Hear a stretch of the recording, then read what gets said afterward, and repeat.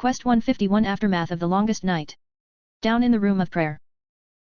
Fells, AI, Cirrus said quietly after regaining some rationality back.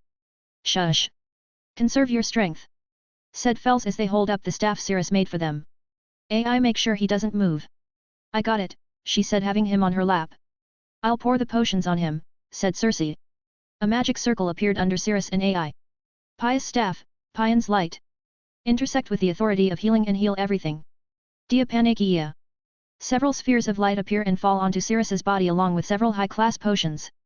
His body slowly began to feel better and heal. His injuries were great, so it will take a while for him to fully recover without his own magic alongside that where his exhaustion still plagued him. Cirrus, nod if you feel better, shouted Nox. No, he said weakly as he tries to move his arms as tears began to trickle down. I remember, again. This was what she didn't want, those old scars reopening. Sleep. AI said, covering his eyes. Don't worry, I'll be here, okay. He slowly goes to sleep, but the tears don't stop. They could see him shaking from the nightmares. Hold him close, Nox said. He is having nightmares. Damn it. She holds him close in hand and the shaking slowly goes away. Nox, said Fells. What do you know of this? Fells looks to their son, and even without flesh to convey emotions they knew what they were saying. How long has he been having these nightmares? That is not up to me to tell you. All I can say is that he has been getting them from his time in the desert. But he wasn't like this on the island, Circe said. By that point he had already gotten used to living with it and it didn't impair him, but on some nights he would occasionally have a nightmare or two. I should have known, said Fells. I averted my gaze and ignored the stories from the Chaos Desert because I didn't want them to be true, but I can't no longer do that. He was suffering inside, and I didn't know it. It isn't something you or anyone could do, Nox said. As much as I would like to help him, he will need to work it out on his own. Can't I help? Said AI. He is my boyfriend. Nox looks at her and he could see she genuinely wishes to help. Then be there for him as I was for him. Become a pillar that he could rely on in case he ever falls back like what he did for you in your lowest point. Do not worry, he is smart enough to know not to use you as a crutch. I will. She slowly picked him up onto her back.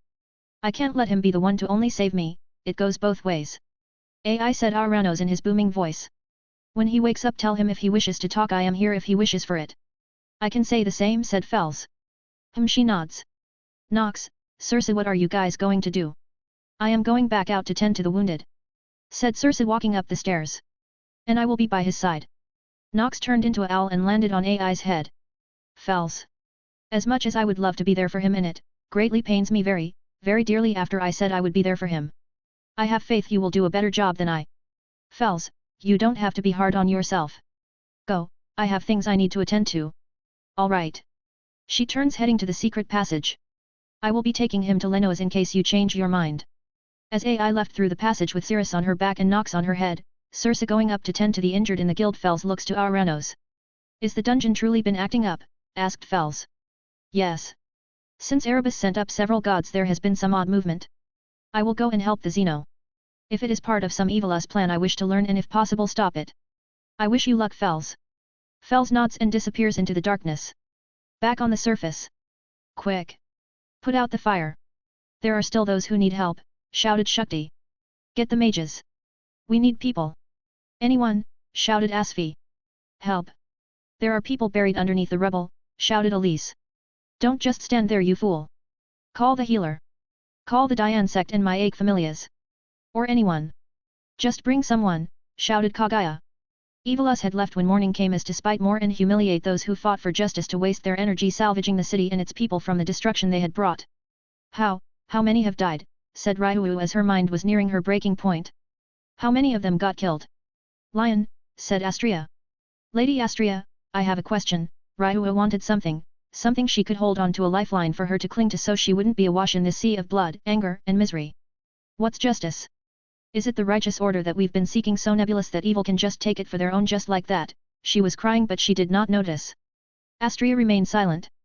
She didn't know what to say. Wah! Ryu fell to her knees crying in frustration and anger. I couldn't protect anything. I couldn't save anyone. Artie! Astria knelt down to comfort her with a hug. She didn't want another of her children to reach their breaking point. Let it all out. Cry till you can cry no longer. There is still many who need your help. Ryu looked to Astria, and she hugged her tightly and cried onto her shoulder. Ryuo would cry a bit more before getting up and continuing to help as much as she could. Back at Central Park. Wait. Finn, shouted Riveria. Stay in bed, Riveria. You have been healing people all morning. I don't care. And you shouldn't jump the gun. It's far too early for, I understand it's an emergency, but you have to stay focused on making the right judgment. Riveria. Is it me or are you not the one not able to make the right judgment because of personal feelings? I'm afraid we don't have much choice. I'm sure you know what's best to do in this kind of situation. She made a pained expression. We have passed the point where we can hide our final ace. Now stop being a mother at times like this. But Finn. She's still. The enemy is going to keep playing offensive, and we need more firepower. If you need someone to hate, then hate me with all of your guts. I hope you prepared Ace. Walking up from the morning fog was Ace in her black and blue armor. I will fight and defeat the enemies. She takes out a Jag-American. Nom, and eats it. Somewhere in Orario. Tap. Tap. Tap. Tap. Zald, stop tapping your finger. Althea calmly said. Sorry, he folds his hands. I was just thinking of where Cirrus has gone.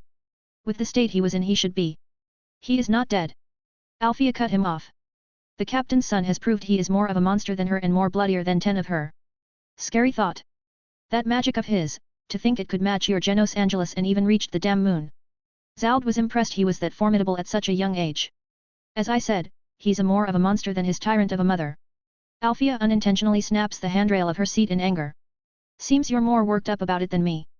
Of course I am. She shouted with anger. That damn woman was the bane of my existence. Both her and Hira.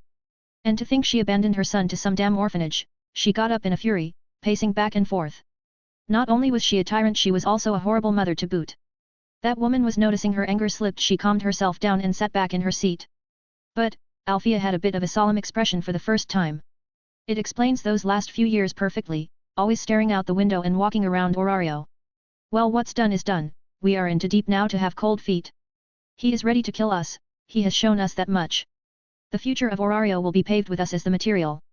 I know, no going back. She opened her mismatched eyes and looked into the darkness, hearing the noises of the evil us members. I wished I could have heard him sing more. Oh? He sung? And you liked it? Zald said, surprised. Yes, when he saved that Renard, who I think was his lover. Ha ha ha ha. At such a young age. Even Zeus would be impressed. Zald began to laugh boisterously to himself. And just like Zeus, he picked a fireball. Althea said, touching the cut she got from AI. Is that so? Said Erebus, walking in the room. Maybe I should. Don't, said Althea, looking sternly at Erebus. You saw what he did. I don't want to think about what will happen when cough. Cough. Althea gets a cloth to cover her coughing. She looked at it to find blood. Damn it, he pushed me too far. Her chronic illness had begun to slowly take its toll. Don't worry, I won't do something like that. Seeing that demon, I fear what I would give the world something even more dangerous than the Black Dragon or even the Flame of Heaven. Said Erebus. Zald, how are you holding up? He looks to him to find a few empty special antidotes. Good enough to manage for now. But seems it's starting to fight back a little more now with all this action. That is good. The time is almost upon the city, just a bit longer. Hey Erebus. Althea looked to the god. What did you say towards the end? I noticed many gods make unpleasant expressions before looking up at the sky. Sorry, but... He made a solemn grin. It is only a secret gods can know. Volume 2, Quest 152, Morning, First Half. In the southeastern section Orario, many gods gathered to pay their respects to the recently deceased. Many adventurers lost their lives in the battle, and yet the death toll keeps rising, Astria said. Ugh. Ganesha has tears coming down his face. Forgive me. I know words are meaningless, but still. I'm sorry, children. As one of the leaders of the group, all I could do is shed tears and howl. But forgive me. The children's souls are no longer here. Said Hephaestus. On this ground there are no sprites to mourn for, and nothing will be blessed. That's a ritual for those living on the surface. For us gods, it's just being emotional. Especially now knowing. Hermes glanced around and spoke in the language of gods. That Anant deemed this event inevitable. It boils my blood. Ganesha said with deep anger in his voice. I haven't felt her strings in forever, and before I knew it they. Gr. They grit their teeth. Why did you chose to let this evil happen? She must see the greater picture. Astria replied. To a god like her, things like good or evil are meaningless when the ends justify the means. And what could possibly justify this? Hephaestus said as she gestured to the several of newly made graves. I do not know. She shook her head. But I hope it leads to a paradise. She looked to the other gods. Do you all still feel her on you still? No. They all replied. Do you? Asked Hermes. Yes. Astrea nods with a frown. I guess I still have a role to play. 2 days later after the longest night. Sirius's childhood room. Sirius opens his eyes. He looks up to see the familiar ceiling. Flashes of what he did race across his mind. Fuck. He said softly. He slowly got up and sat on his bed. He placed his hands to his face as more tears began to pour out. Fuck. Fuck. Fuck. Fuck. Fuck. He felt ashamed he relapsed like that. He believed he gotten over it, but repressed trauma will never release him so easily. It was for her peace. Murderer. They deserved it. They bombed save me. Holmes and spare me please people. Sirius was making excuses for himself. I need to keep going. There are still people who need. As he tries to get up he could feel his whole body sore, muscle cramps upon muscle cramps. Ugh, exosia, adorn, dot. His body began to quickly heal, and the soreness was gone. Hecton, how bad was it? One of his heads popped up under him. Very sir. You turned a good part of a street red. Fuck. A painful frown grew on his face. Tell me it was a bad dream. I would, but I would be lying. Damn it. Looking at his door it felt so far away, he didn't know what lay before him. The shallow whispers of the people, the aversion of their gaze and staying away from like he was infected with a disease. His heart felt a bit colder than before. Move forward. What done, is done. He reached for the doorknob and... Bam. Fuck. The door smacked him in his face. Oops. Sorry, said AI. Sirius. You're finally awake. She dropped the tray of food and hugged him tightly. AI, he slowly hugs her back. Sirius. She looked up to his emerald eyes. Thank you for stopping me back there. I was, still am still heartbroken over Artie's, pain could be seen on her face thinking and even saying her name. Look, you were there for me, so I want to be there for you. Sirius couldn't win against her puppy dog eyes that were filled with sincerity and love. He feels unworthy of such kindness. I don't deserve your affections AI, but, he didn't want to tell her, what would she think if she learns of the sins he committed in the Chaos Desert? He didn't want her gaze to be the same as the people he would see in the city. Sirius, she grabbed his face and pulled it in close. No matter what I will still be there. Sirius knew the only way to keep going with this baggage was to have some help. Nox and Circe were there to help, but it was different between them and AI. They were spirits, their essence precedes their existence, they were born to find and serve under their hero/contractor faithfully. That is why the line between actual care and love is blurred so much with the sole reason for their existence. AI was not a creation, she was an existence that preceded her essence. Let her in, let her in. Sirius thought to himself. If you can't tell the one you love your darkest secret, then we are fucked. Hesitation and fear gripped his throat. Say it. Come on. Say it. Sirius mustered as much courage as he did and took that first step. I killed a lot of people. Sirius told her, he told her from when he first stepped foot onto the desert sand to the time he finally left. They both had to sit down after cleaning the dropped tray and went through the long bloody tale. AI took it all in and processed it. He did what he did to try and topple a evilus familia that worked hand in hand with the country's royalty. Sirius told her that at the time he was 8 years old and that he had reached level 3. Knowing how smart he was, it was fathomable, albeit a bit hard to believe a child so young would resort to such brutal tactics to root them out. Very early on she got word of the Golden Horned Demon in Orario. Many assumed it was to demonize him, but it was quickly buried by time and more feats of heroism he did, leaving many to forget those early tales of him in the Chaos Desert. She could see the regret, guilt, and shame in his eyes and face. He couldn't even look her in her eyes. Sirius. His body flinched a bit. He was scared of what her words will be. She slowly placed her hand on his shoulder. Tell me. Do you regret doing it? Yes. Do you feel guilty? Yes. Will you take a different path? One where you aren't killing? No, he said as sternly and with no hesitation. AI could see the look in his eyes. They were stern and resolute in their steadfastness. Why not? If I go back now, then the lives I took would have been meaningless, and they have no must have meaning. If they didn't, then he looks to his hands to find them caked in blood to the point he couldn't even see the markings of his palms or even the joints of his fingers. What do you think will be at the end of this path you are dead set on going down? Peace. Peace brought on by sin. That is how the world works. Blood must always be the grease to turn history's gears for progress to be made. Is there no other path? Yes, but it will take too long. In that time the lives of several more innocents will have died or suffered. But you're suffering right now.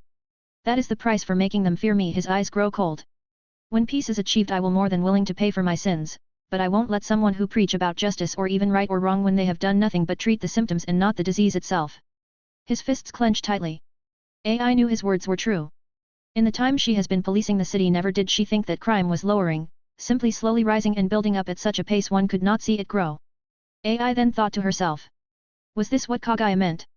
This path he's on is eating away at him. I could see how bad it affected him to even cause him to lose his cool and go into a frenzy. That is how I thought Cirrus would look like, not one bit.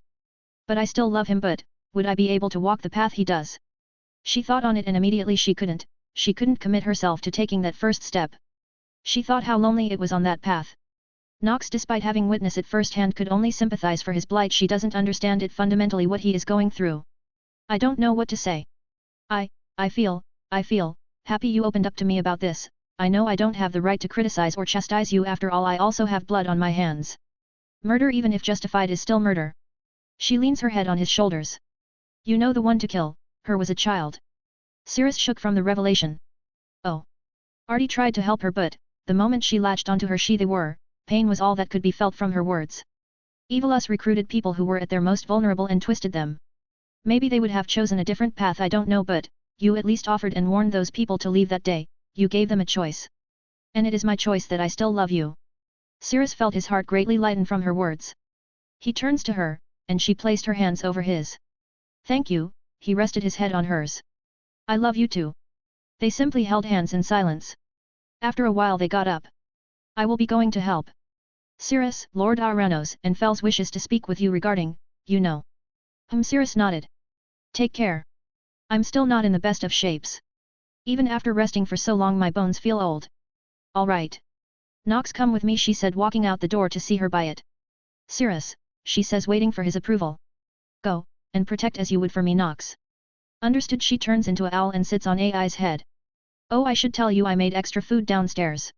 So eat up and get back to full strength. Thank you, Nox. And see you two later.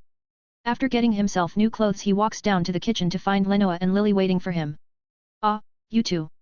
He said, a bit nervous. You Sora, about what? We eavesdropped on you and her, Cirrus. Said Lenoa. Help me up. Cirrus walks over and helps her up. These walls are rather thin, you know. Why do you think I told you to find your own place? Lily, he looked to her and she nodded her head. Ha, can you tell me what is going on in the city? Very bad. Lily said with concern. They made this city into a prison, they got the main gates locked and even burned some of Lady Demeter's farmland. Shit. Is the guild rationing the food and water? Many of the strongest familia are doing what they can, but it's a slow decline. Alright. Stay here, okay? I don't want you caught or worse dead, understand me? Why yes. Good. He pats her head. I will be going out. You have enough supplies, right? He said, taking the plate of food on the table. We have enough, Cirrus. Lenoa said, walking to her chair. I went and procured enough to last us a few days. Alright. I'll see you guys when I do. He nods and heads out to the back eating the food. Cirrus arrives at the room of prayer where Aranos sits on his throne. Cirrus. He said. Have you come to tell me what happened? Yes. But where is Fels? He said, looking around. Doing their job. They wish to be here to speak with you, but it seems Fels picks the worst of times to do their duty. Regardless, I will inform them of this conversation, so go on. All right. Cirrus told him what he told AI. He could his eyes slightly widen. I understand your reason.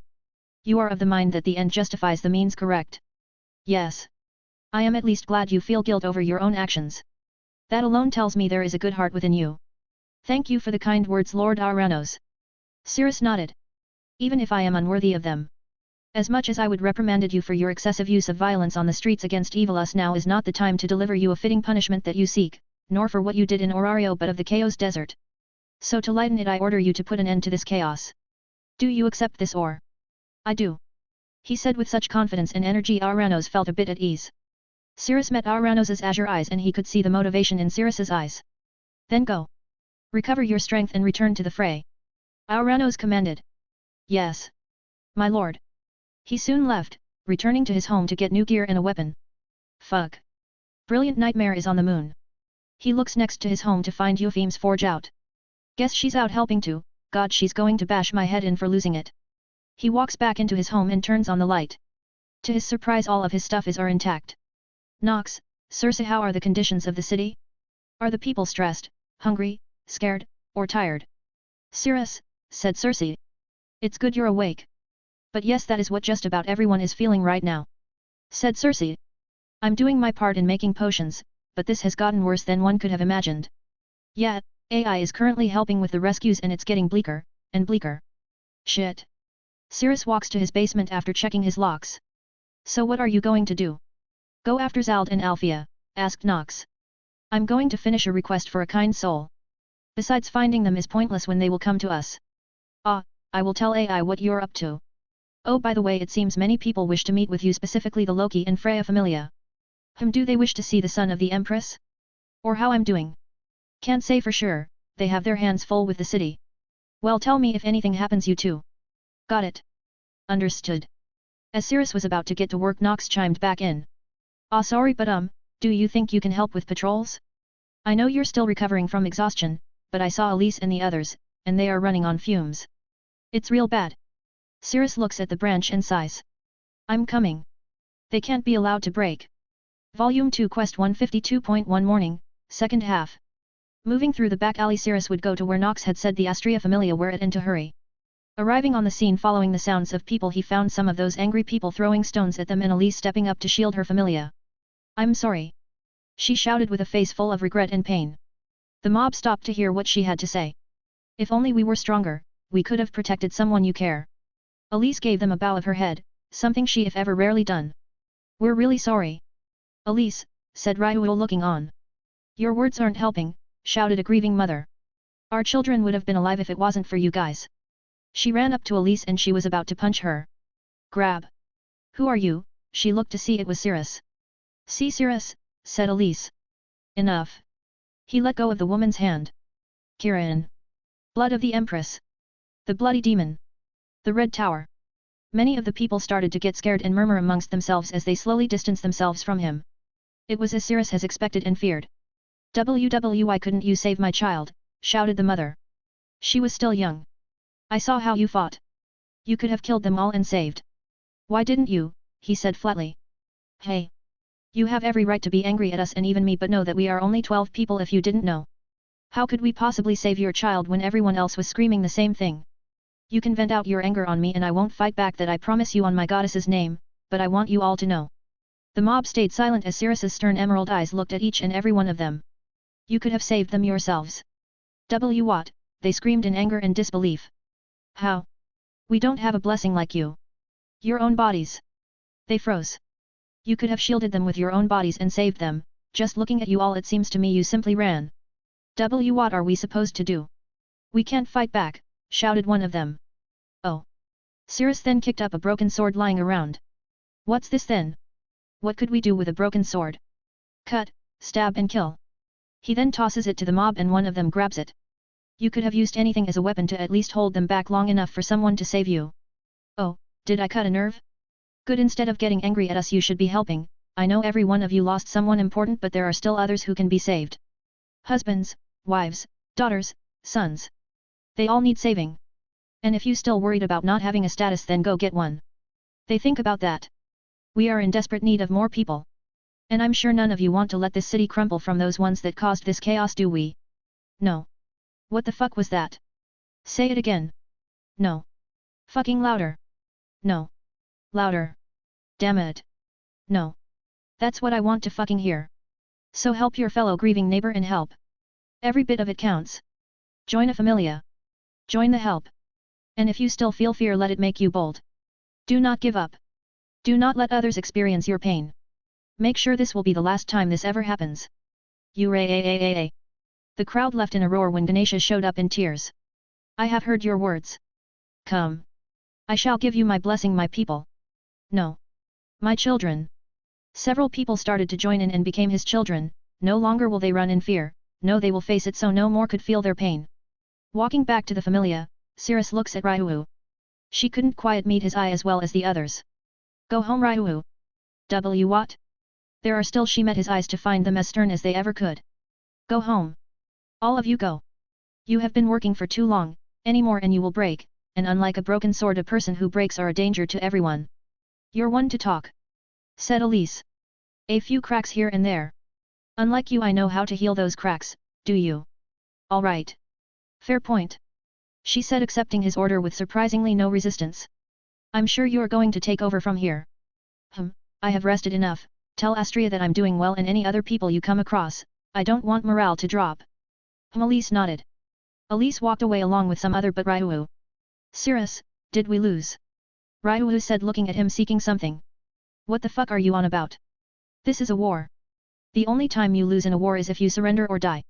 Victory is not measured by losses but by gains and they gained shit, from what I can see we both have breath in our lungs. So rest up and make sure they get nothing. He could see her mood slightly brighten. Do well, Cirrus. She nods and leaves. As she leaves only one last person from the familia remained. Kaguya comes up to him. How are you really doing? I'm fine, but my mind still needs more to fully recover. Good, the last thing we need is you and AI going on another rampage and also she grabbed his collar and brought him close. You better keep you end of the promise, got it? She said it in such intimidating tone Cirrus had to take it as serious as he could. It's already seared into my mind Kaguya. I'll hold it up. That's good to know. I assume AI has been taking care of you.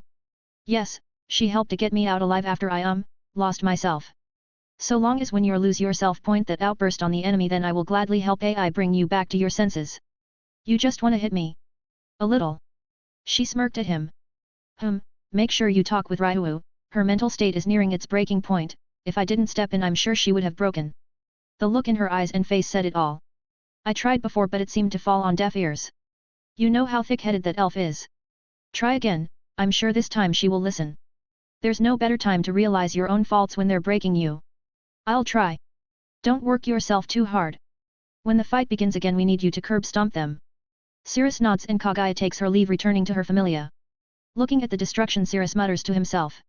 It's a tragedy peace must be bought with blood, I don't think I will have time to work on the branch, but you broke no, I will honor my end of the promise. He then gets to work helping the city all the while making his way to wherever he is needed. Volume 2 Quest 153 Push Forward. After helping around the city a guild employee asked for his help. South City Gate. We're thankful you're here Cirrus. Said Asfi. Yes. With your help I'm sure this will go well, said a guild employee a bit away as she is scared of him. But can I ask a question? What? He said glancing at her. Do you really think that we, the city of Orario would win this war? We'll do our best, and we will fight till our last breath, you can count on that. And with your cooperation things will go smoother. Cirrus gives her a gentle smile. Why yes. I'm sorry for doubting you, she said running off in a blush. I'm going to tell AI that. Asfi said. What? Everyone needs a little boost in these gloomy times. Plus anything is better than having her look at me like I'm a monster. When she came up to me she was shaking like I was a wolf who was gonna eat her. I couldn't agree more. Seeing her run off with a happy expression made me want to fight more. Said Falgur a war-tiger of the Hermes familia. How devastating that a single girl's smile is rare enough to bring wool to a person. Asfi said. A smile from a beautiful woman can do that. They turned to see Hermes walking to them. His clothes were stained with blood and dirt. Lord Hermes. What are you doing here without a bodyguard? Where is Lydia? Why are your clothes bloody? Hermes made a solemn expression as he lowers his feathered hat. Asfi, from this moment on you're the commander of the familia. The Hermes familia felt their hearts drop. Fuck. Cirrus said holding his head down. Stop playing around Lord Her. Lydia, our former captain is gone, you're the new captain now. He said with a stern face. He wasn't joking. Asfi was shaken to her core. How did it happen? Cirrus asked as he works to keep his emotions from bursting out. She was saving lives. Asfi said with pain in her voice. I should stayed to help. She clenches her fist tightly, had she not have gloves on her nails would have dug into her palm. Come on let's get these people out of here and into Melon. Cirrus said with restrained anger in his voice. Cirrus. But Asfi, I know you can do this. We can grieve after everything is over and done with, but for now you are the new captain and we all must push forward. Cirrus looks at the gate with annoyance. I need to relieve some stress anyways. Exosia, Adorn, Stymphalion, Swords of Damocles, ... He flies over the wall and spots all the member with bombs in their hands. Cirrus then fires off the feathers of his wings tinged with electricity made by magic and set off the bombs. go. He gave us an opportunity, shouted Asfi. Yuru, shouted the adventurers there. As they charge into battle, Hermes made a sad smile. Seems you taught her well enough, ha. He chuckled a bit before tears come down his face hidden by his hat. Lydia. Arriving at Melon with several people, the Poseidon and Enjord Familia welcomed them in. Come in. You all must be scared and hungry, shouted Poseidon with Lance next to him brandishing unfading light. Thank you. Thank you so much, shouted the people. As they all came into the city, Poseidon came up to Cirrus. Hey kid, do you have a second? I can spare a second, but I have to get back to Orario. That's fine, follow me. Leaving the group of citizens, Poseidon leads Cirrus down through alleyways off to the edge of the town where a house that was of higher quality than every other building besides it with a tall white picket fence. What's this place? You'll see. He opens the door and as Cirrus steps in he could see a lush garden filled with various kinds of vegetables. It reminded him of Demeter's farms whenever he left Orario, just walking by them and seeing the people working on them gave Cirrus a peace of mind. But within the garden Cirrus saw a beautiful straw hat bobbing around, as if it was designed by a famed designer. Oi, I brought him. Poseidon said taking a seat under the shade. The hat stopped bobbing and the person wearing it stood up and glanced at Cirrus, the face still hidden by the top of the crops they were growing. Cirrus felt as though his existence was being checked, he could feel her sharp ruby eyes examine him top to bottom underneath her straw hat. So, her voice was as elegant and sweet like Freya's. You are Cirrus Zephyr. The way she carried herself was like that of Artemis and Astrea but with more power, pride, and something they didn't quite have, regality. She walked up to a few feet away. Why yes. That is me. She removed her hat and showed her face to Cirrus. Her divinity then came out like a flaming golden radiance. Her face shook Cirrus to his core as he has seen her face once before. Mom. Fufu, no, my name is Hera. She made a sweet smile approaching Cirrus. But. She placed her hands onto his cheeks and looked into his eyes. You can call me Grandma if you like. Ah. He could see a slight swirl of madness in her predator-like eyes as their eyes locked with one another. Volume 2 Quest 154 Queen of Olympus. Sitting down next to Poseidon, Cirrus was genuinely scared. Lord Poseidon, how long did you know she was here? He said whispering to him. A while, she told me not to tell anyone. I'm sorry kid, but it's Hera, even now I don't want to get on her bad side. You see that look in her slitted pupils? The swirls of madness in her eyes that looks like they'll drag you in like a whirlpool. Plus she has that Yandere strength. I don't know what that means but it sounds scary. He knew what it meant and he was even more scared now. They sit on a tea table with an umbrella when Hera comes out of her house with drinks on a tray. Thank you for waiting. She places it on the table and sits down. Here, have some, I made it myself. It was red drink with fruit in it. She pours one for Cirrus and Poseidon and she watches them as they drink it. Oh fuck, that's delicious. Fuck, what did you put in this? Said Cirrus as the drink was truly outclassed anything he ever had. Hera, you truly outdid yourself. I doubt even Dionysus could top your sangria. Fufu, not bad for a goddess of family and marriage, she said proudly and happily. She isn't as bad as what I heard from Ouranos, Hermes, and Astrea, and she really looks like my mom just with golden hair and red eyes, even her voice is different. Now that you have a drink Poseidon, can you leave? She said flat out. It didn't even change her demeanor or the sound of her voice as though it was natural for her to say. Yeah, I know. He chugs the drink and walks. I'm going to help with the new people, and again sorry I didn't say anything kid. He walks through the door and closes it. Now it's just the two of us, she puts her hands together. Cirrus could see her eyes begin to swirl again. Oh Jesus Christ. Cirrus still couldn't get over this sense of surrealism seeing Hera as well as her scary eyes. Yeah, so why did you want to meet me? Well, you are Nephili's son and thereby my grandson. So what other reason should a grandmother not wish to see her cute little grandson? Well you're not wrong, but, why now? Is it because of the chaos in Orario? No, I have to tell you straight out that I don't care for Orario nor its people. I called you here because of my rude daughter Althea and also maybe to see how you were doing in general after the whole bloodbath thing, which I have to say I found it really impressive. Truly makes one put the fear of gods in them. She gives him a smile and a thumbs up. Than case. Cirrus felt conflicted on it. But it seems news travel fast, I see, even under a lockdown. Well, it helps I have eyes in the city. You do? Yes, kinda like your spirits but less versatile. Is that? Cirrus stopped talking for a second and realized her eyes reminded him of the old woman who sold him the conch shell. Did you give me the red conch shell? Oh? How clever of you. After a year or so you still remember, she said putting her hands together. Yes, with them I see a lot, see look. She takes out a purple conch and touches it, show a POV from AI's conch.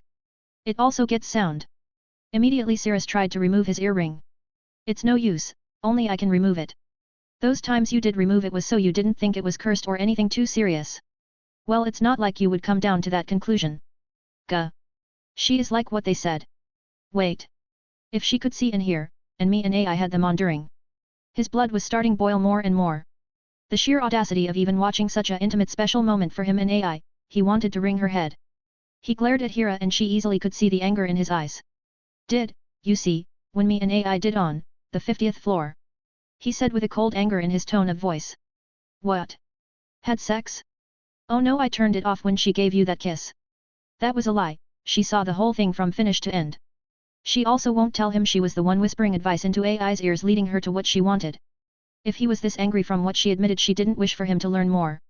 Better to give them enough to hold them off before cutting them off before they reach even further. Turn the shells off, now.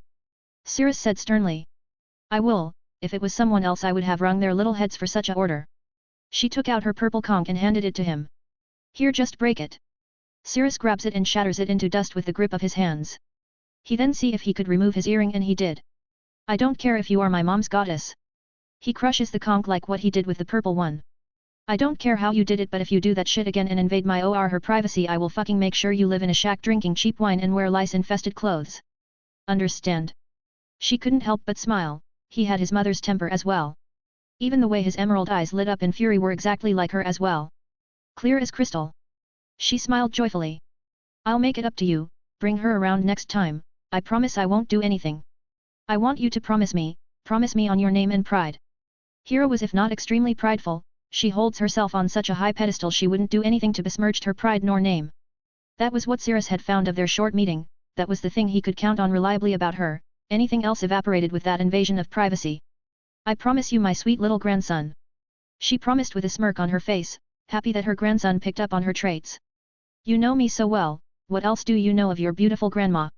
You're a goddess of marriage, women, fertility, childbirth, family, royalty, queenship, heirs, kingdoms, and the air. You're also a very jealous and petty god that would fuck over those who Zeus either charmed or raped. I can see why he stuck his dick in every hole if the Hera from mythology and this Hera are similar. No. Maybe it's because of Zeus she is like this? Well, this is a can of worms I didn't think I'd come across. She has a big smile on her face. Look at you. You know your grandma so well. She said in an excited nonchalant manner as if everything past this answer never happened.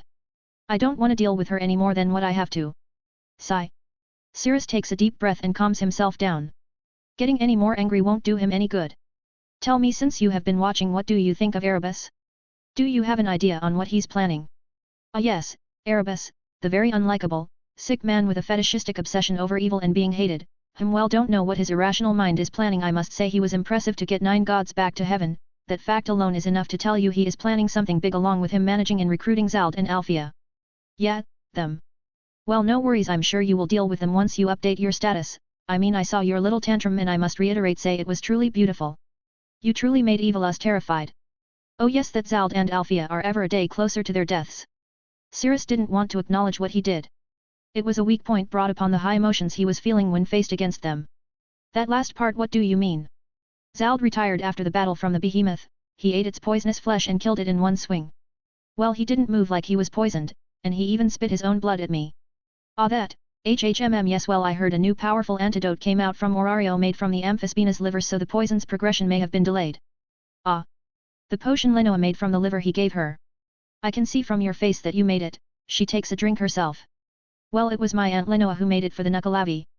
Ah yes, Lenoa, your caretaker, a very skilled witch. To think she made an antidote to counteract the Nucalavi's poison. It's strong enough to kill most first-class adventurers. From it I assume your immunity rank was drastically increased. It was, lucky for me it was enough for me to fight that goat monster thing near Tel Skyra. That, your ranking should be the highest achieved. I doubt Zald's diluted poisoned blood was enough to even hurt you, in fact it invigorated you from what I saw. A skill, so long as I am in a sandy area, wind, or poisoned my stats increase. A very useful skill if you were in the behemoth raid. Lady Hera. Call me Grandma sweetie, she said with eyes that said to call her that. Grandma, if you're Althea's goddess, couldn't you? No, I won't seal her foulness, she said bluntly as possible.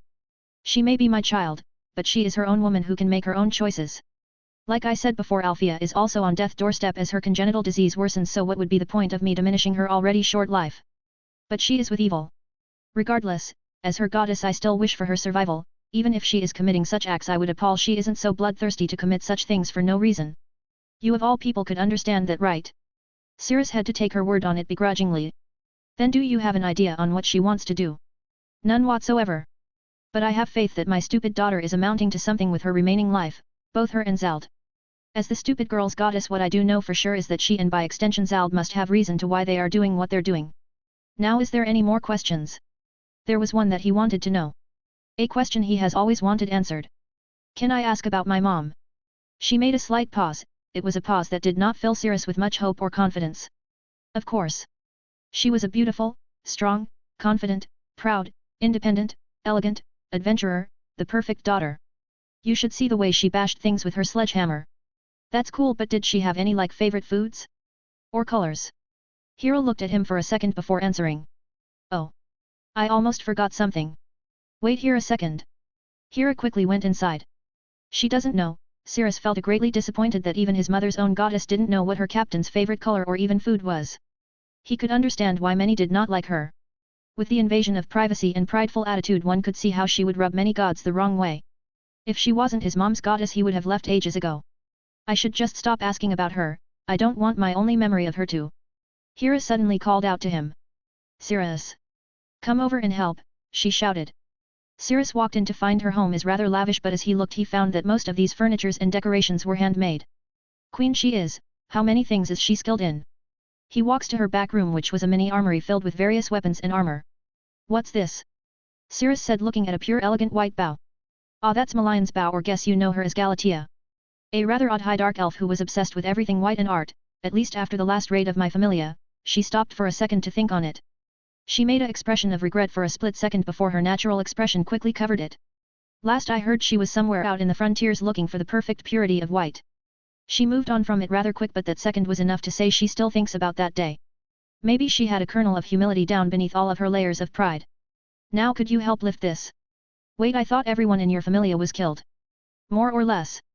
Very few of them survived, if you can call it that. They were all a shell of their former selves after that fight, so they all bit the dust one after the other. Of them only Malion, my vice-captain, came out significantly far better than everyone, and as far I am aware she is still alive. How? She ran away.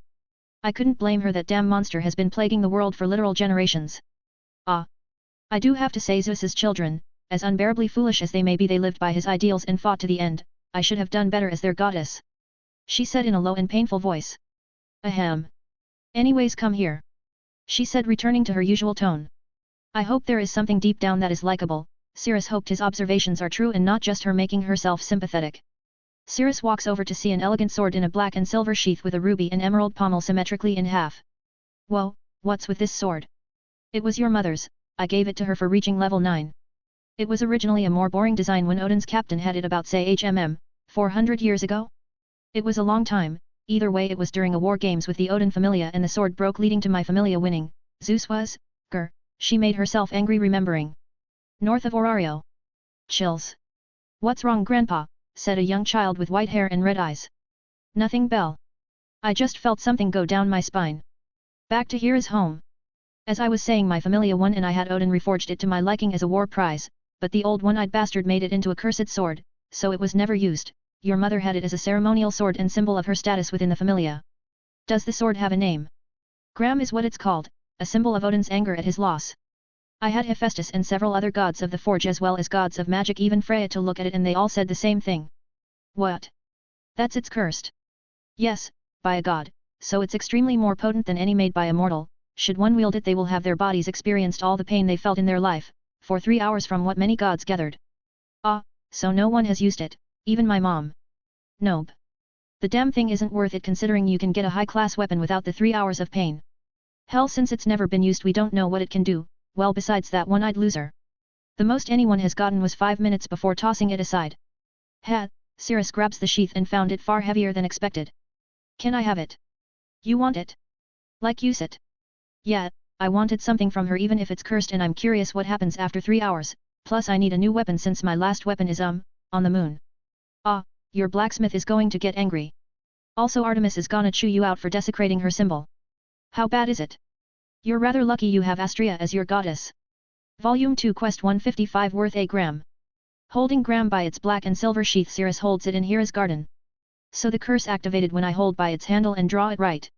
Yup, several of my children tried to wield it much to my warning and well, let's just say they were not a good fit for it, by that I mean we made fun of them for thinking they were tougher than they were. But you're a cut above the rest. You have the blood of my daughter. My pride and joy running through your veins. You and Odin are kinda fucked up. I'll let that pass, honey, for what you do not know and for what you're about to do. She puts on some sunglasses and pours herself another of her drink while sitting down under the shade. As Cirrus grabs the handle and draws it. The blade of the sword was of a ruby and emerald together in a symmetrical design with ruby on one side and emerald on the other with runes engraved on the spine. Under the light of the sun it gleamed bright red and green. Hey, so far so good, he felt as though every wound he received had come back with even more intensity, he could feel the sounds of his body slowly breaking and his guts twisting and turning. Cirrus falls to the ground in agony. Fucking shit. I'll kill that one-eyed fuck, he let go of the sword from the pain. Painful hey. Ha, ha, fine then. So be it. Exosia, adorn. As the armor equips itself to Cirrus, he grabs the sword and the pain rushed up his arm. In his agony Hera saw something odd about the armor. Cirrus, are you feeling better? Somewhat. Gaia. It's like when I was a kid, I kept breaking my arms due to the armor I used. But like YAAI worse. Hera looks at Cirrus as he rolls around the ground in pain as she drinks sangria. Tell me, what can the armor do? Well. It can fuck. Heal wounds incredibly fast. God fucking damn it. Block magical and physical attack fuuuk. Interesting, I'll be back. Hera walks up and leaves. After about 10 minutes of rolling in pain Hera came back with a red dagger. Fuck. Shit, what fuuuk? Why do I keep shit? Making stupid choices. You get it from your mother, now hold out your empty hand. She said with the dagger behind her back. Gaia. Cirrus holds out his left hand. What are? Shunk. Hera stabs him. Fuck, why? I'm already in pain. Hera watches as the wounds closes itself up almost immediately. Seems your armor can also negate curses. Rea fuck. Yes. She cleaned the dagger and sat back down. 168 minutes left. Gaia. Fuck. That's nice to fucking know. But why stab me, you damn cold-blooded harpy? Ha ha ha. You are like your mother when you're angry. Keep it up. Insults are just bold compliments to me. What the fuck do you think, Gaia? Fuck. Fuck. That is shit. A lot to unpack there. Shit, fuck. Ever think on some fucking introspection? Introspection? Sorry, I'm more busy drinking to do that. Oh, by the way, I want to see your cute little lover. Fuck. No. He glared at her. Well, if you don't, then I'll just have to go to her. She glared back with those now terrifying swirls of madness that keep trying to suck him in. And I am a very persistent woman. She downs a bottle of wine. Growling. Fucking fine. Gah. But after that you don't try and hunt me down. I promise you on my name. She said, delighted much to how little Cirrus wanted her and AI to meet. 1 hour and 13 minutes later. Oi. Cirrus. Where are you? You're supposed to helping out. Said Nox. Why yeah, about that Gaia. I'm going to be busy for you Mmu. 95 minutes left, sweetie. And you're doing great. Hera said as she returned to her gardening. 95 minutes. 95 minutes. What the hell are you doing that you need 95 minutes? I'm off fuck. Okay, I am fucked up on thinking of doing what I'm doing, but yeah, 95 minutes and I'll be back in Orario. Better than off fuck. You're gonna owe me for this. Yeah, fine. Anything you want. I'll hold you to that. I'll tell AI you'll be in Melon for a bit. Thanks. I assume that was Nox, correct? Yup. Fuck. You're getting better at managing the pain. I'm a bit saddened of the life a 15-year-old had to take to endure this level of torture. Well, fighting age of hero monster, it'll fuck. Shit. Fucking damn it. At least we know once an hour passes a part of the runes light up. Yeah, it increases the pain. Say, did you really plan on holding the sword for 3 hours while dealing with stuff in Orario? Yeah, fuck. Well, you shouldn't worry too much, it's still day out. Knowing Erebus and Evilus, they want the people to be at their weakest before coming out causing a ruckus and leaving just to humiliate the adventurers. Yeah. I figured the fucking shit. They could have easily shit. Sent more gods to heaven. Oh, when you're done I want you to tell Althea something. Gaia. What is fuck? It. Back in Orario. So yeah, Cirrus said he's busy at the moment. AI said in a room within the guild. What is he doing? Asked Finn. He didn't say. She looked at Nox and she shrugged. He just said that he screwed up and will be in let's see, it was 45 minutes ago? So in 50 minutes he will be back in the city better than when he left. Considering he helped evacuate several of the citizens to Melon on his own, his wounds must have reopened. Said Gareth. How are yours, Otter? Fine enough, but I wasn't the one that stopped an attack that slew the Leviathan, nor go through several explosions and another blast of Alphea's magic. Well, for now we will prioritize defending the central area. Guarding outside the city is too taxing on the adventures we have on hand. Got it, I'll inform everyone. AI said, getting up. AI, are you still in good health? Asked Gareth. I'm just tired like everyone else. AI leaves the room and begins to leave the guild. Ha, I'm exhausted. The day has been so exhausting. AI was mentally and physically exhausted. She had been helping around the city with as much help as she could provide, but it was never enough. Nox pats her head with her talons. Are you trying to cheer me up? Nox nods her head. I bet you're saying something I would pluck your feathers for, aren't you? Her eyes widen before she shakes her head. Good, now let's. She suddenly stops as she hears a melody coming from the back. Nox, is that? Nox nods her head. I wonder how he feels about the situation. AI goes forward and follows the song to the path to Aranos's room of prayer. She slowly walks down the stairs as the song slowly lulls her to sleep, but Nox keeps slapping her with her wing until she was before Aranos. AI, what brings you here? He asks in a booming voice. Sorry, I just wanted to hear Sirius's music. Where is Fels? Here. Fels said, emerging from the shadows. I have Barley returned back with information from help from our eyes within the dungeon. Lord Aranos, AI, it seems Evilus has caused the dungeon to spawn a creature. What? AI said, surprised. Aranos closes his eyes and focuses on the dungeon. It's slowly climbing up, it's on the 59th floor. I'll go inform everyone about that. As AI turns, Aranos speaks up. Before you leave, AI, deal with the rat spying on our conversation. Aranos said.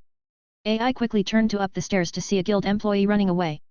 You damn rat, she quickly kicked off the ground and chased after her, and it didn't take long to do it. Kai, she screamed. AI, shouted Royman. What are you doing to our employee? She was the mole that leaked our plans for the raid. How do you know that? AI, holding the employee tightly, brought her up and whispered into Royman's ear. She was listening in on my and Lord Aranos's conversation. His face was shocked, but then anger filled it in. You, he said, screaming at the employee. You leaked the plans, he shouted ever so loudly. Do you know how many good people were killed because you? Take her to the jail cell and chain her up. Why yes sir, the guild employees shouted. Rose, send word to Finn that we caught the rat. He shouldn't have gone too far. Got it, said Rose, a red-haired werewolf. AI, I don't know what you were doing down with Lord Aranos, but I must thank you. No problem. I need to hurry and inform everyone of the plan and something else. AI quickly left the guild and informed the other familiars. Tell Cirrus what we just learned, Nox. Nox nods her head. 57 minutes later at the south gate. Make sure that gate is locked and secure, said a Evilus member. Sir, what if Kieran comes again, said another. He's in Melon. I'm sure he's resting there for the day, eating and sleeping. With how banged up he got, he must be taking it slow. But he is a level 7. Even Otter is back up and running. Shut up, just hurry and seal this gate end. A chill runs down their spine as they feel a dangerous monster breathing down their necks. They turn to see the horns of the demon, Cirrus. He simply looked at them as his armor faded. Shit. It's him. He's back. You said he won't be back till tomorrow. I thought he wanted to rest. Damn it. Everyone get ready. As they all get ready to charge him, Cirrus draws his blade from the back of his hips that enchanted the eyes of those who saw it. A beauty ruby and emerald blade that gave off a brilliant yet enormity appearance, making it seem cold and inhuman. What's Bendu spurt? They see the head fall off and that Cirrus had already swung his sword. Phew, nice and easy. Cirrus takes a breath to calm himself. The sword is a bit too light. Runes on the sword then glow and fade away. Run, they shouted. Where the fuck do you think you all are going? Ray. Once all of them were taken care of, Cirrus looks at the gate that has been halfway sealed and slashes it open. He takes out a couple of health and magic potions and drinks them. I'm too fucking tired to fly, using Gram takes time to get used to. He then walks back into the city through the gate as he sheaths Gram back. Hey Nox, I'm back in the city. I also have a sword to deal with whatever is crawling up the dungeon. Volume 2 Quest 156 Your Path. Walking up the south main street, he could see the white shawl and red kimono of Kagaya and Lyra's pink hair fighting when a cloud of smoke covered them before dispersing, revealing Althea. Cirrus could feel the rise in his emotions, but he quickly calms himself down. He does not wish to repeat his past mistake and slip up. Calm yourself, Keep your head, he whispered to himself. Cirrus kicked off the ground and ran rooftop to rooftop. When he arrived at the scene he found Kagaya, and Lyra beaten badly with Althea bearing down Lyra. Cirrus takes a deep breath and focuses. Here we go. Cirrus draws Gram and throws it. At the scene, a few minutes ago. From your skills you're a level 2, I did go easy on you, but I admit I must praise you for escaping instant death. You're a very sneaky coward. Zald would have thoroughly enjoyed playing with you but unlike him I don't play with my food. Now time to go to sleep. Lyra on the ground bleeding looked up to see Cirrus coming towards her. You see, I may be tiny and weak but it was my policy not to say no. I'd disguise myself as a dead person, and I'd make explosive with some help. I have been doing everything I can to keep up with my allies. That is why I have learned one crucial thing when dealing with prideful people like you. And that is... Lyra made a smile. They love to hear themselves talk and a cute tiny girl with wits can make for a dragged-out decoy. Just then Althea felt a chill run down her spine, she jumped back immediately. Clang! A ruby and emerald sword crashed down separating Althea from Lyra and Kagaya. That sword! Coming down was Cirrus taking the sword out from the earth and back into its sheath. Did the monologuing thing work? Cirrus said looking sternly at Althea. Like a damn charm. We even used your appearance to get a good hit in on her. On her forearm she sees a cut bleeding. And you said I had my mother's arrogance? From what I see a level 9 should have that right after all she did what no one else could. Ha! Some invincibility, mocked Kagaya barely getting up with wobbly feet. Erebus lets us retreat for now. Althea said. Oh. Erebus and Vito raised an eyebrow. That's surprising. Said Erebus. Are you afraid to fight him? No but I am from that sword of his. Erebus looks at the sword, but Cirrus blocks his view. I don't want your sick beady little eyes on it. Very well, let's go Vito. All right my lord. The three of them retreat. Cirrus would have pursued them, but he wasn't sure if he could handle managing his emotions while in combat. As they retreat through the back alleys Cirrus turns to Lyra and Kagaya. Ha seems you two are fine, well not you Kagaya. Cirrus holds out his hands. Exosia, adorn. The armor quickly heals several of Kagaya's injuries before disappearing. No healing for me, said Lyra. You're in better shape than Kagaya, right now you're about on the same level of fucked up. You say that but you're somehow more haggard than the last time we talked, said Kagaya getting back on her more steady feet. What did I say? You let Althea run away. Yeah you also weren't wearing your armor. Said Lyra. Cirrus slouches over and stretches. Honest to Astria I'm exhausted as hell. My mind is fucking fried. Mentally he was just done for the day after dealing with Gram and picking a fight with Althea would only worsen his mood. He did not want to take the chance that he would lose control of his temper. Even with Gram in hand he did not want to risk it. Well you're going to explain to us why you were in Melon for far longer than you were needed to do. Said Kagaya. Maybe I can tell you when. Kagaya. Lyra. Cirrus, shouted Ryu running up to them. I heard explosion and I came to bonk. Kagaya bonks Ryu on the head with her sheathed sword. You damn stupid elf. We have been searching for you for 2 days. Come. We're going back home. Kagaya said grabbing Ryuu's hand and walking ahead. Do you need help? Asked Lyra to Cirrus. Not now, people could be watching. Does it hurt? Everywhere. Arriving at the Astria's Familia home Cirrus puts his sword down next to him and lays on the couch. A soft surface. So lion mind telling us where you been, said Kagaya also taking a seat. I was, trying to find an answer to justice, or more like trying to find someone to validate my justice, she said gloomy. You stupid elf you could have done that without running off on your own. Lyra shouted getting Cirrus a cold towel and potion. What's wrong with you Cirrus? You seem fine a moment ago, asked Ryu. I'm tired, I haven't had sleep in 2 days with exhaustion and pain plaguing me from something really fucking stupid and well, you know what I don't have the energy to explain it all. I'm going to sleep and don't touch my new sword. Cirrus moved the towel over his eyes and went to sleep on the couch. Before you can go can I ask you on your... Ryu if you fucking ask me about justice again I'm going to put you through a fucking wall, if you really want to learn about justice then fucking read books on morality. There are plenty of them in my room. You have a room, shouted Lyra and Kagaya. It's the room next to Astria's. What? Said Lyra and Kagaya. I thought no one had that room to give Lady Astria some privacy, said Kagaya. Well it's mostly filled with books I have no room for in my home. Now can I sleep? Both Kagaya and Lyra got up. Lion we will discuss this later for now we have a room to check out, said Lyra. Stay right here, shouted Kagaya. The two leave, leaving behind Cirrus and Ryu. Can it really be learned from a book? Ryu said taking a seat. Yes and no. You said before that the ones in the end that win are it, but I don't like that as the definition, that means anyone can claim to be it. That is how it works. But, it's so, her voice sounded lost. If you desire is to never hurt anyone, then be my guest, but it has to be your own choice and not someone else's. Know that if you fight of your own free will, then the resulting sins or punishments will be of your own making, bearing it comes with that decision.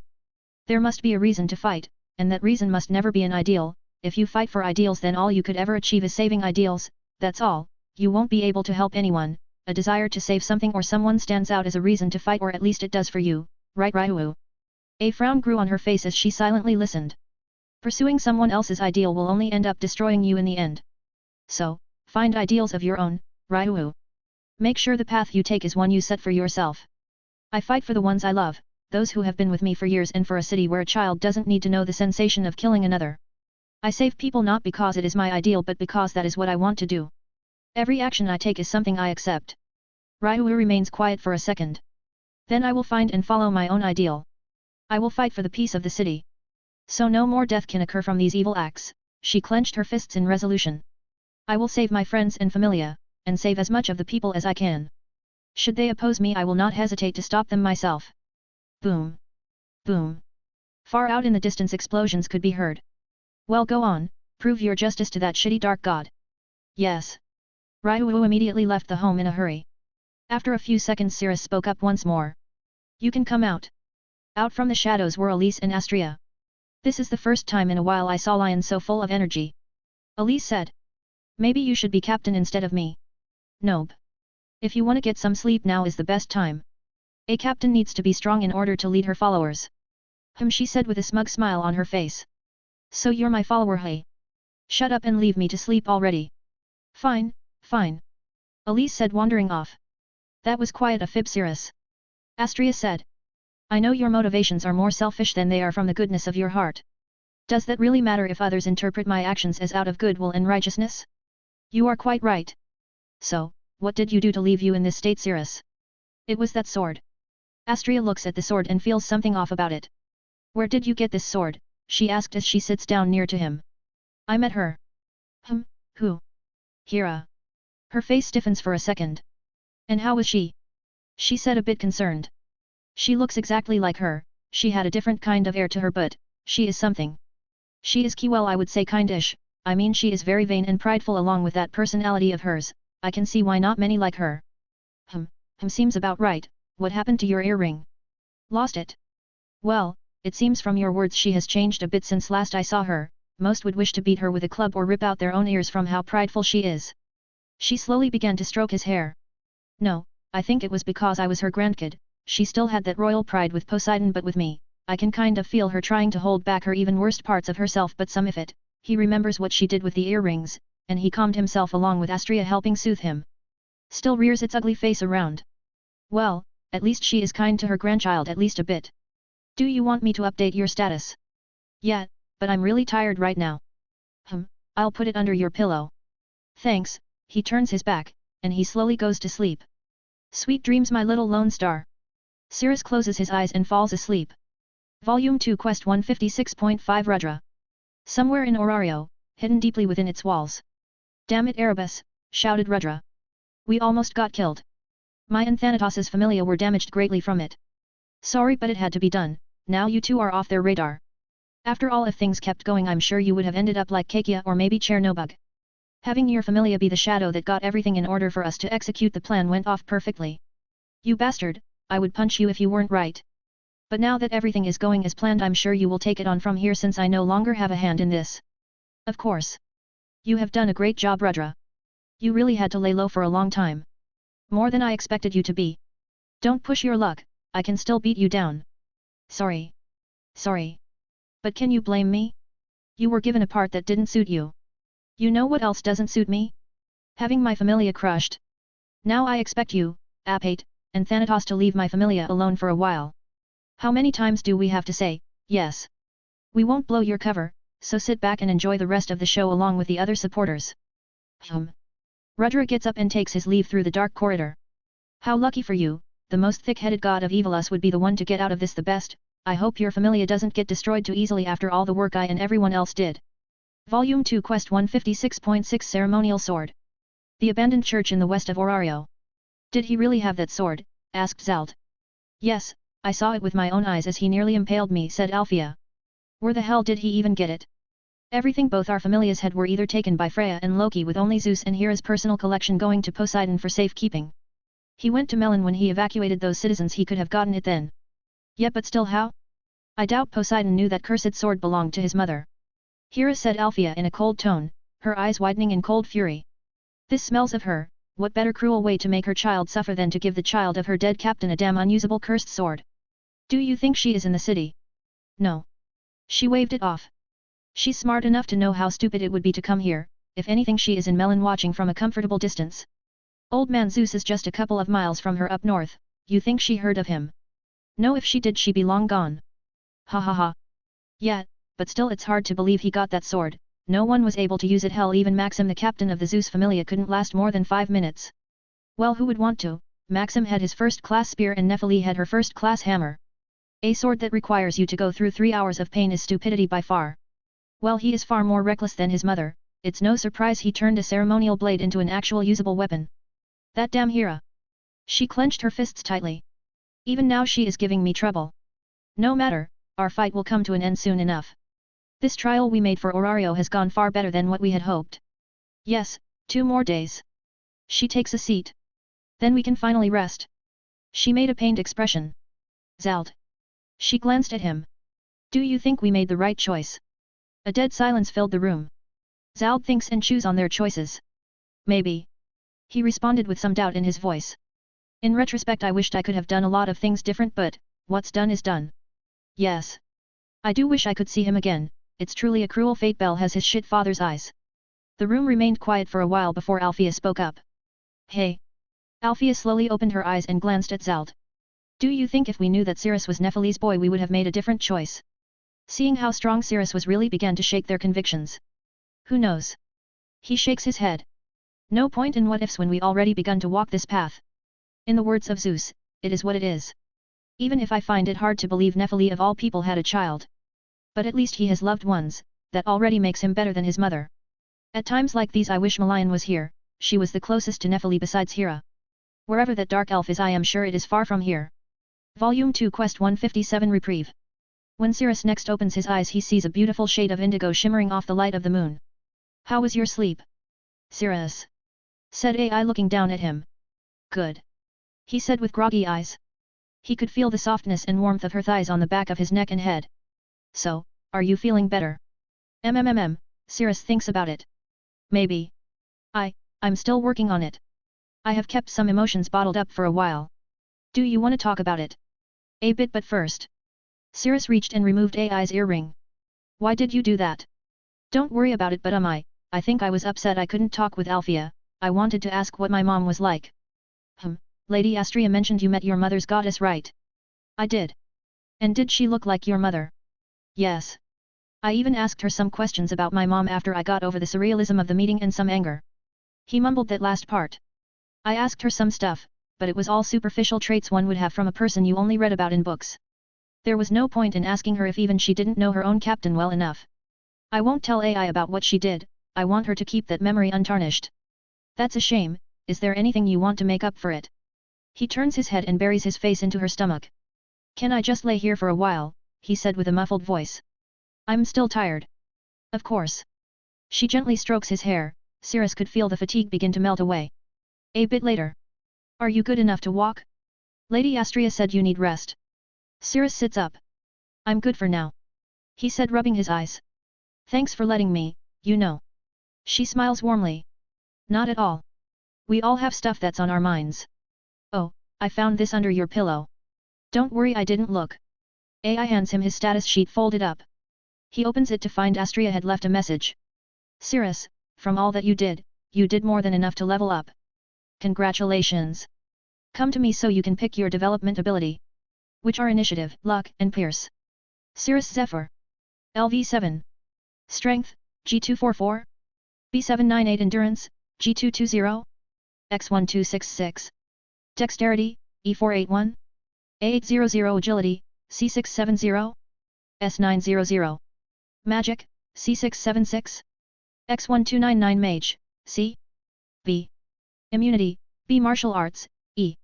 Crush, G. F. Blacksmith, G. F. Chain Attack, I. G. Amaryllis Leo Anthemius. Increase speed of growth. Recovers user's stamina faster. Passive. Pain tolerance is increased. The strength of the effect is dependent on the user's endurance stat. Grants the user the development abilities strong body, strong defense. The strength of the effect is proportional to the user's level. Only activated when using Diacrisomelos, Valtio_. When on the border of life and death, user's basic parameters are multiplied by the user's level. Lefki Nictas Ericus Dialogia. A pact forged with the spirit of the White Knight, the spirit and user are bounded through mind, body, and soul. A pact forged with the spirit of witchcraft, the spirit and user are bounded through mind, blood, and soul. Grants shadow storage. Grants new creations. Grants user development ability spirit healing and magic resistance. The strength of the effect is proportional to the user's level. Media photis menopolemos. When engaged in battle, user thoughts will be accelerated. Grants user development ability metalworking, mixing, and mystery. Strength is proportional to the user level. Orgisamenos anemos samail. When in the sand, wind, and or poison, and cursed, all physical stats are increased. Effect stackable. Increased resistance to heat, strong winds, poisons, and curses. Effect strengths depends on the endurance stat. Orpheus Megaliologia Psyche_.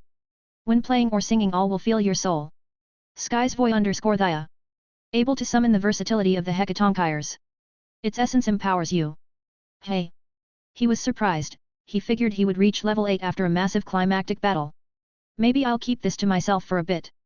Surprise Evilus with this development. What is it? Was it something big?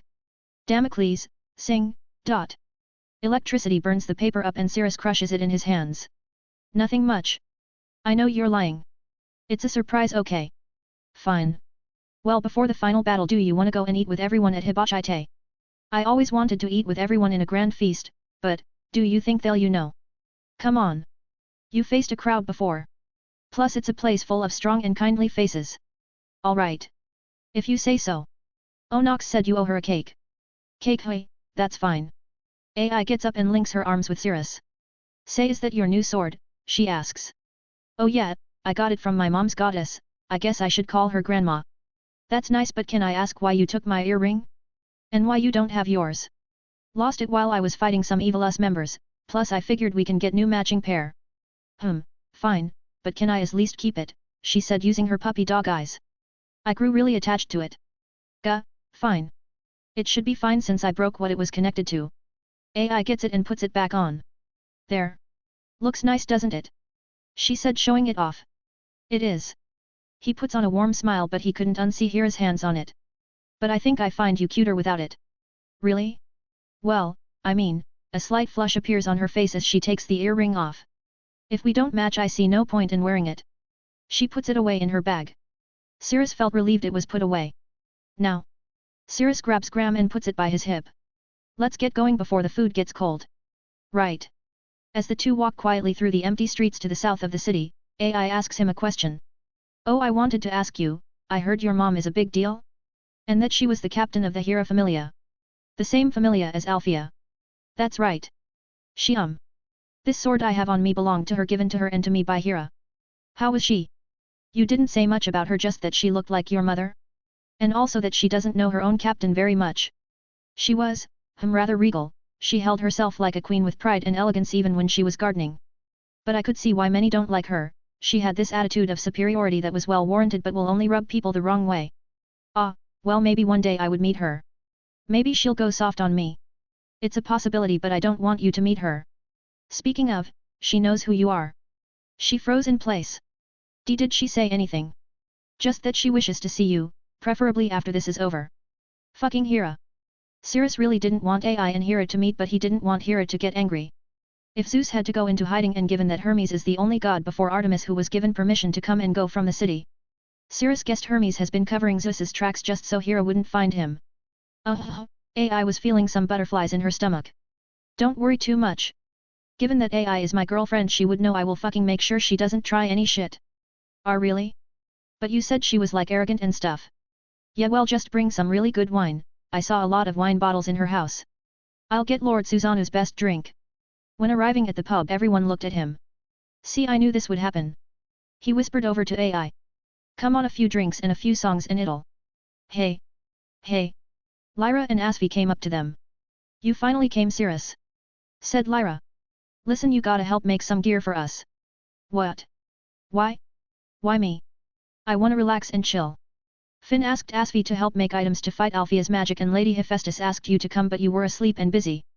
Gah, AI, he said looking at her. It's fine, after everything is over we can spend as much time as we want, she said with a beaming smile that was too bright for Lyra, Asvi, and Cirrus's eyes to bear. Damn. I feel bad having to do this to you, AI-chan, shouted Lyra. No worries. The sooner this is done the faster peace can come. Let's get going, shouted Asvi. The longer we stay the harder it is to leave. Leaving and arriving in the blacksmith district, Cirrus could see several of the Ganesha familia keeping guard as well as their captain Shakti. Many of the blacksmiths stopped working and looked at Cirrus, as did the guards. Cirrus, you're here, said Eupheme. Eupheme. I haven't seen you in a minute. Cirrus came in and hugged her. I can say the same, the city really got dark but now it's brightened up. Speaking of, I don't see my weapon on you. Cirrus darted his eyes, and every smith knew that look, they have seen it on several others before him. I lost it. Did you lose it in that attack that devastated the southwest of the city? Okay, well, I know where it is, it's just unreachable. Cirrus points at the cracked moon. Do you see that? My weapon has reached the stars. Suck on that, you old bastards. Eupheme turned to the other smiths in pride. Damn Polymedes, shouted several blacksmiths. What's Kiran doing here, shouted a blacksmith. You're not a smith, fuck off, shouted another. Who said that? How dare you insult my first client? I'll smash your damn head in, she said, taking out her normal hammer. The smith would continue to argue. You Cirrus, said Shakti. What's up? He turned to weary Shakti. Do you still have the sacred branch Artie gave you? I gave it to the Goibneo familia, or more specifically Artie's smith. Hey! Tommy of the Goibneo familia. You still have the branch I asked you to keep safe and process. A blacksmith popped up. Sure do, sir, he said, holding the worked-on branch. Cool, thanks. Just hold on to it for a while. Cirrus turns to Shakti. To be honest, I was just gonna let them work on it since, well, Artie didn't keep her end, but, well, I figured that since I made a deal for her I should at least honor my end for a kind soul. Shakti made a slight smile. Thank you, when you're done with it can I be the one to give it to Raiwu? Sure thing. Shakti returns to her post as someone comes to stop the arguing. Alright. Alright. Break it up, shouted Hephaestus. Get to work, all of you. We have to get this all done as fast as we can. Yes ma'am, they all quickly got to work. Haa, you finally come, and you cause people to fight, I hope you can make magic swords for Otter. Do they have to be of the same quality as the hammer I made you? Preferably yes, but seeing how destructive it is just, Cirrus, where did you get that sword? She stared intently at Graham. Do you mind if I borrow a workshop? When I smith it causes a lot of noise. As you can see the area is filled with the sound of hammers. Hephaestus looks around. Yeah well. Cirrus picked up a hammer and a broken sword. Damocles. Damocles, sing. His magic circle appears as the broken sword floats and electricity strikes the sword, causing a loud commotion as the sword turns white hot, and Cirrus molds it into a dagger with his signature on the blade. He dips it in water and holds it out. Whoa, said several of the smiths. Hephaestus picks the dagger and examines it. Hey? Swoosh, she swings the dagger, and it cuts the air. Hephaestus then smiles. Not bad. All the smiths were shocked by how quick he made the dagger with his magic. So can I get a workshop? I'll make the swords and a variety of other gear for about 2 hours. You have the client's proportions right. Sure thing, she said with a grin as she stabs the knife all of the ways to the guard on a table. All of you better hurry up before he takes your work. That struck a chord in them, and they all began to hammer even harder and faster. You. Well, let me show you to that workshop, said Hephaestus, leading Cirrus to it. Volume 2 Quest 158 The end is nigh. Arriving at the workshop, it was filled with high-class smithing equipment like his own workshop. Like it, it's actually one of mine, said Hephaestus. I can tell, everything is so neatly organized for practically and efficiency. Thanks, now can I see that cursed sword, Cirrus? Cirrus stares at her and remembered Hera asked her to look into the sword. Alright, but I'm sure you know what the curse does. She nods her head and Cirrus hands it to her. It's light, she said, surprised. I made it so. He draws it from her hands and holds it up. The runes glow and fade off. There, it's now a bit heavier. He sheathes it back and Hephaestus could feel the weight change. Did you get rid of the curse? No, I simply endured it for 3 hours. It was utter agony. Hera had fun watching me roll around in pain before getting bored and returning to her gardening. So you did get it from Hera, Hephaestus said looking at the blade carefully on a table. I'm assuming she knew who you were before you announced your heritage. Yet. Cirrus took out the branch he got from Artie. She mentioned as I was rolling around in pain that it was when I fought the Hecatonchires. In the end when I fell unconscious my mask disappeared, and she saw a glimpse of my face before Auranos forcibly shut the divine mirrors. Ah, how did you meet her? Or more accurately where? Melon, she's under Lord Poseidon's protection and she asked that if Loki, Freya, Hermes or any other god who knows of Gram asks where she is to deny them and threaten them with some extortion, well except you of course. Hera seems to be fond of you. Cirrus takes out 2 daggers with holes in the handles and throws them up on the ceiling. Damocles, dot. Cirrus holds the branch and maneuvers a shaving tool to carefully craft it. I bet she is. She then took a seat. And you better have a damn good reason for stabbing my ceiling. These are little inventions I made, I call them sound eaters. Stab them on a surface and they'll eat the sound within the room. I have some prototypes in my own workshop since lightning will wake the neighbors. Hat, she looks at the daggers and finds them rather well made. You plan on selling them? Not really, in these times these are too dangerous for evilas to use. Very well, can I ask how you feel meeting Hera? I mean she was your mother's goddess. I felt, a bit happy, it was strange to look at her face and be reminded she isn't my actual mother, but thankful she isn't. She's far, far more insufferable. I feel you. I would hate for her to be my mom, trying to impress her to no avail. I also find it strange how easy it is to talk to you sometimes Lady Hephaestus. I get that a fair bit, after all, I'm not gonna attract people with my eye. So you worked on your personality rather than your beauty, how very healthy of you. Most gods I've seen and met are beautiful but have horrible personalities. Oh? I'm interested to know, she said with a grin on her face. I rather not, I can see the businesswoman in that eye of yours. Fine, I need to get going anyways. See you kid. Wait. Before you leave can you do me a solid? Depends on what it is. Can you tell me the exact details on Gram? And its exact details on Gram's specs. I could but I would have to take it from you for a bit. So long as you bring it back when I'm done. It's a done deal. Hephaestus took the blade then she took her to leave. She is like a cool older sister that's always there in case you need someone to talk to, maybe if she was an option back then I would have picked her to be my goddess, oh well. Hecton. From his shadows, Hecton places more sound eaters in the room carefully so as to not leave any damage. Let's get this fucking done. Damocles, sing. The next morning. Here, said Cirrus handing Shakti the weapon. So fast, is this really the sacred branch, she said looking at its refined and gilded look to it having a mix of a wooden sword and staff with a metal lining. Yup, now if you excuse me I need to deliver these 2 swords to Otter. Thank you, I'll give this to Ryu as soon as I can. Walking to Babel, Cirrus didn't know if Otter was at his familia's home, but he does know Freya will be in her room in Babel. Hey, is Freya in? Cirrus said to one of her guards. Sir Kiran. What brings you here? I came to drop off some stuff for Otter. Sorry sir he isn't. Let him in Noga. She said from her room. He opens the door and Cirrus walks in. Freya was watching out the window in a black and red attire that shows off her stomach and breasts with 2 flower ornaments in her hair. Nice view. He said looking out the window. Nice isn't it? It has the best view in the city.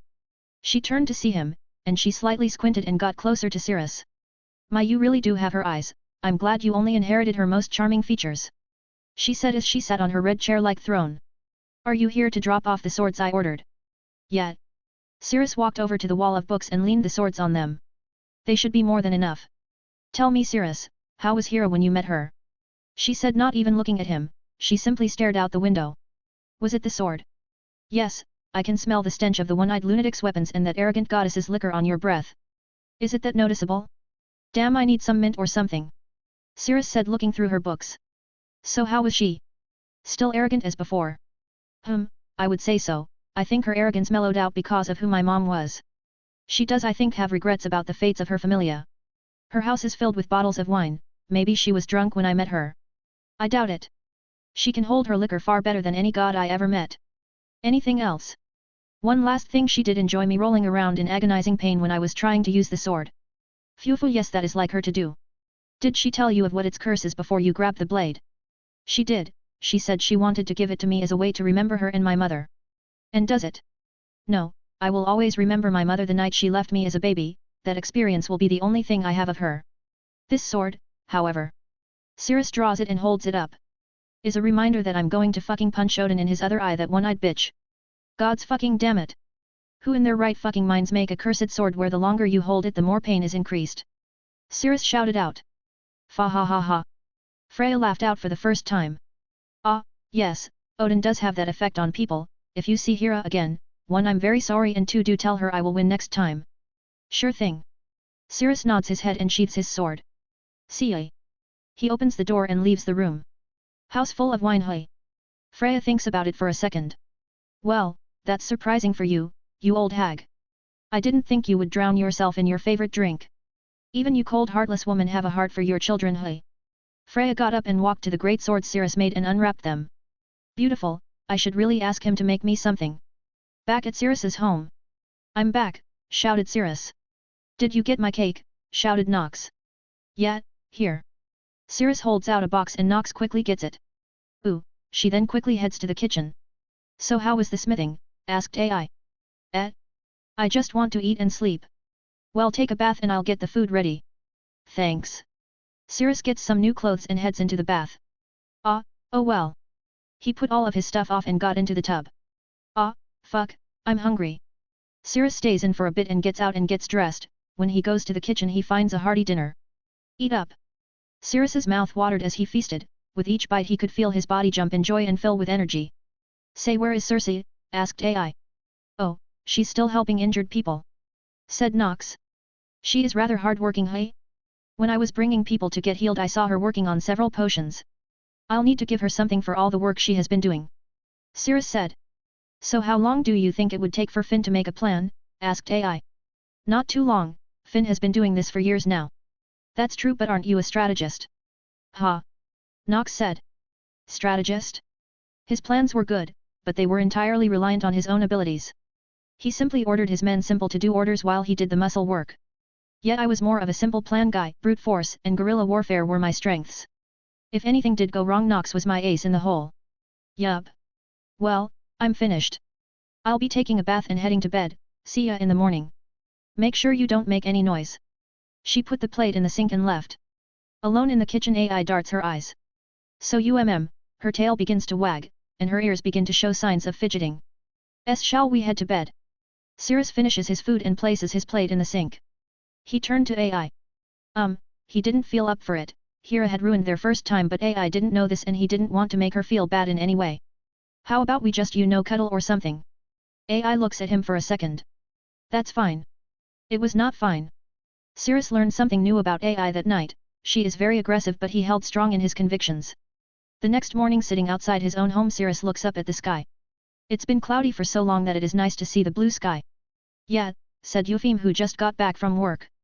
Can I get another pour? Sure thing. Cirrus pours her another cool drink.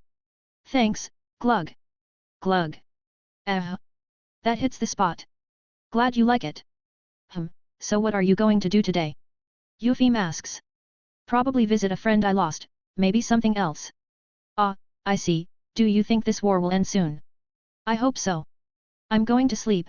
It was nice to get some cool refreshments before hitting the hay. Oh, and hey, you have a bite mark on your shoulder. See you later. She said, getting up and leaving for her own home. Cirrus took out a mirror from his shoulder to have found his left shoulder had a bite mark. Did you actually mark your territory, AI? Ha, he takes a deep breath. Nox, could you take care of Circe? They have been working hard. Sure thing, and from what I have been seeing, or well, lack of thereof, it seems evil us are not gonna be doing anything. How nice of them to do that for us. I'm sure they plan on doing something massive. Well, for today they aren't, so enjoy the day. I will. AI went to get her status updated, so I have some free time. Arriving at the Adventures Graveyard in the southeast section of the city, Cirrus comes with flowers and a drink. Hey there, Lydia, sorry I finally came. He kneels down and places the flowers on her grave. I even brought you your favorite drink, we never did get the drink together. Volume 2, Quest 159, The Final Battle, Prologue. Kneeling at her grave, he pours her a drink on her wooden cross. He then takes a drink. Fuck, I think this war is making me into an alcoholic. Well, it's not like I can die of alcohol poisoning or even get seriously drunk. Shit, we would have a fun time, Lydia. Cirrus looks around and sees several more people grieving and crying. I remember when I first saw you. I just killed my first man. I heard you coming and I ran. You saw my mask and tried to chase me, but I was gone. Then I met you again in person. You really were like Hermes, but kinder. and of course, it is just like you to give Asvi all the work again so you can have fun times. He let the tears come out, he didn't try to hold them back. He knew the only way through this grief was to simply cry. I remember you teaching me to ride a horse sniff. And then Lance coming to teach me how to use a sword. Ahem. I then kept fucking falling off. He chuckled a bit before taking a swig of his drink. Cirrus sits in silence for a moment with tears streaming down his face, but the silence grew too much for him. How about a song to go with the drink, hey? A drink always tastes better with a song. Cirrus looks around and pulls out his guitar from his shadow and begins to play a melancholic and soft tune. The song softly flowed through the cemetery. Many who were they looked at Cirrus as he played for a grave. They could see tears streaming down his face along with them. The song gradually started to get sadder and sadder, the song then was slowly accompanied by the sounds of many others crying, feeling a deep connection to his song. After a while, it was silent again. Their pain and grief were lightened just a bit. I'm sure Hermes and Asvi miss you more, ahem. Cirrus clears his throat and wipes the tears from his eyes. He takes out a new bottle, opens it, and puts it upside so the drink can slowly go down into the grave. He downs the already open drink and gets up. I'll come by again, you raised Asvi well, see you later, Lydia. Walking out of the cemetery, Cirrus was met by a palm. Seems I didn't have to look for you inside, said Finn. I just got done, is there something going on? Yes, seems time is up. I see, a breeze brushed past them. Then let's get going, this dreary mood has lasted far too long. Later at midnight at Central Park several familiars of Orario gathered. All right, listen up, said Finn upon a crate. Now we know what our enemy is truly after. A lot has happened since the night of the great feud. But for them, it was all just preparations for a big show. Many began to murmur about what they were planning. What they're after is the nightmare of the dungeon to be summoned. Cirrus's ears perked up when he heard nightmare. If it's like the Nukkalavi, then I should handle it.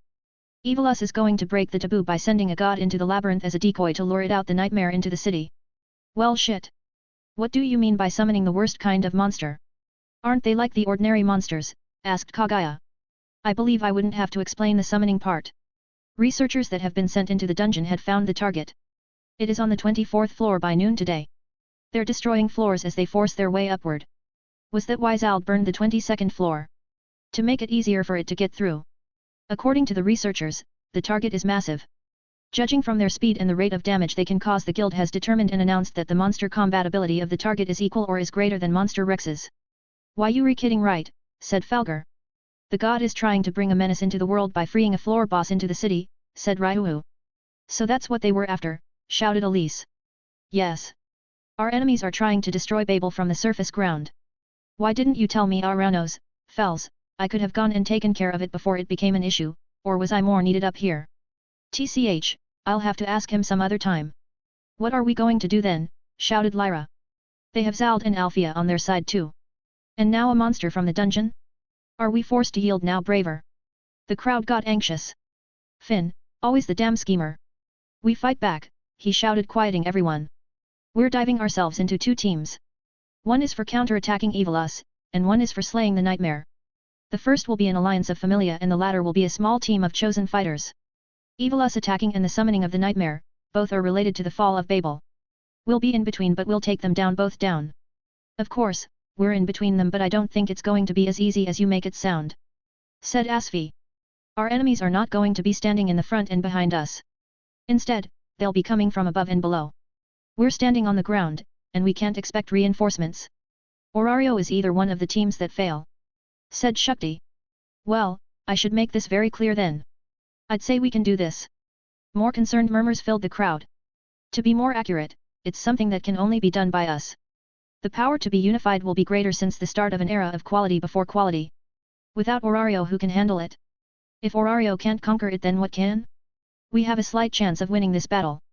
In fact, that slight chance is far good enough to make it work. Also, I have one question for you all who are unsure if you want to walk away from this as a loser. Cirrus could see a fire light in several people's eyes. Admit it. All of us here are losers. We're all pathetic losers that got beaten up that night. Look around you. Is your dearest friend still standing beside you? Cirrus turns to see Nox on his shoulder. Till the very end. Is the one you love from your heart standing behind you? As Cirrus was about to turn around, AI poked his nose. I'm in front, silly. Because if not, someone's got to revenge. Who will avenge the dead and restore the honor of the humiliated? Us. The chains of devastation are to be broken. We end this once and for all. To stop people's screams. Don't let chaos happen again. That fire turned into a blazing furnace. Now we know what the taste of defeat looks like. It helps us get stronger. So we must fight back. Adventures. Time to show your spirits. Outlaws are more tenacious and vicious than ever. The one standing till the last stand is the true conqueror. This is the promised land where heroes are born and it's the city of adventurers. Energy filled the crowd in cheers. He's good with his words like a snake, Cirrus said. He was always a good speaker. Said Otter. Did you get the swords I made you? Yes, next time I face him I will do it alone. I'm looking forward to it. What about me? I wanna face Althea again, said AI. Who knows, maybe you will. I'm sure I will. Volume 2 Quest 159.5 Lucky Number 8. After Finn's speech, Cirrus arrived back at the Astria's Familia home and went to Astria's room. So have you decided on what you want, said Astria. I do, I will be needing all the luck I can get. Oh? Wouldn't Pierce be better? Or even initiative? I would had it not been for luck of all things. I mean what is luck if not the chance at success or failure? Or simply just, fate? When you put it like that does seem to make it a cut above the rest, very well. Show me your back. Astria updated his status one last time but nothing rose. After a few minutes, she slapped on the paper and handed it to Cirrus. Cirrus Zephyr. LV8. Strength, I0 Endurance, I0. Dexterity, I0 Agility, I0. Magic, I0 Mage, A. Immunity, B. Martial Arts, E. Crush, E. Blacksmith, F. Chain Attack, H. Luck, I. Astria watched as Cirrus left. She got up and moved around, she felt her body is restrained a bit. Still. She thought. What else do you force of me? Was Cirrus not reaching level 8 what you wanted? Tisk. She clicked her tongue. I swear should the day ever happen you will know what a fist to the face feel like. Volume 2 Quest 160 The Final Battle, Ghost Town. Down in the room of prayer. I can feel the monster coming up. Said Auranos. It is causing severe damage to the dungeon. Cirrus, are you ready for this final battle? Of course I am. Cirrus says this while standing up wearing new armor made by Hephaestus and Eupheme. I'm even using the same gear layout as when I was a kid. I haven't had a shield and a normal spear on my back in a long time. You look like a true hero, Cirrus. Said Fels. Thanks but, I rather not be called that. He said against it. But I hope I don't become a martyr or something. Well, just to be sure here. Fels gave Cirrus a pair of gauntlets. A sleeker version of my magic eaters. Ah cool. I always wanted a pair. Oh, and here's one last thing. Fels hands him a red pendant. Aniculus? Do you want to see what's down there? Yes, but this one catches visual information as well. So you can see what I can. Yes. That's pretty amazing, Fels. He said with a smile. Boom. Boom. Explosions could be heard in the distance. I need to get going. Circe was unable to use her magic due to not knowing what lay ahead of us, so we're trying to conserve as much magic as possible. Cirrus turned and began to walk up the stairs. Before you leave, hold on a second. What is? Fels hugged him, one tight and full of love. Be careful my son. You to mom/dad. He hugged Fels back. They let go, and Cirrus started walking up. Oh, and see you soon Lord Auranos. He said with a smile before quickly racing up the stairs to the guild. He has grown up so well, I'm amazed I could nurture such a youth even despite some failings. Said Fels. After so many centuries, one is bound to find success again, Fels. Said Auranos. Yes, it seems so. Back at the guild. Ready. Said AI to Cirrus as she was waiting for him by the entrance to the room of prayer. Ready as one can be, and you, Nox? Circe. Of course. Let's get this over with and then I can sleep for an entire week, said Circe. Circe flaps and lands on Cirrus's shoulder while Nox remains on AI's. Then let's get moving. Walking through the guild, they were met by Riveria, Gareth, and Ace. Change in plans, said Riveria. Finn wants you AI to stay up top and deal with Althea. I and Gareth will join you Cirrus to fight the nightmare. Seems you got your wish, AI. I'll make sure I'll beat her thoroughly. Walking to the base of Babel, Ace asked a question. Cirrus, are you mad you have to work with our familia? An uncomfortable silence fell upon them. What makes you think I'm mad at them? Cirrus said as he kept walking forward. Our familia was responsible for your mom's familia leaving the city? Aren't you? Ace, that's enough. That's fine, Riveria. Cirrus said with his eyes forward. Boy! Said Gareth with a rather solemn look. I have no ill will towards your or Freya's familia. It was the only way to keep the peace and assure the people that their new protectors were up to the task. But it would be a lie if they really did it not for the city but also for some self-interest. Cirrus turned and glared at the two, and they gulped. But what's done is done. No use in complaining about it. I do hold some emotions that I need to work through, but, besides that we are good. I also now have two things I have of my mom, my memory of her and this sword. He taps the sword on its sheath. Actually three things, this seething hatred for the god Odin. I also have a dislike for Hera. Odin. Said Ace. He's a god that lived in the area of heaven where Loki resided, said Riveria. Yet, he's a one-eyed old bastard that doesn't like to lose. He said it with contempt towards the god. He's going through some stuff. I said. His experience of getting his mom's sword was a cursed one and for him to use it well. I had to endure 3 hours of torturous, agonizing pain that I wanted to bash my head into the earth to feel anything else but the pain of the curse. Ooh. Ace said with an amazed face. That bad? Said Gareth. Cirrus stops and holds out the sword by its sheath. Wanna see? Riveria and Ace look at Gareth. Sure. I want to see how bad it was. He grabs the handle and pulls it out. Hey? It's not so. He could feel an agonizing pain surge through the sword up through his arm.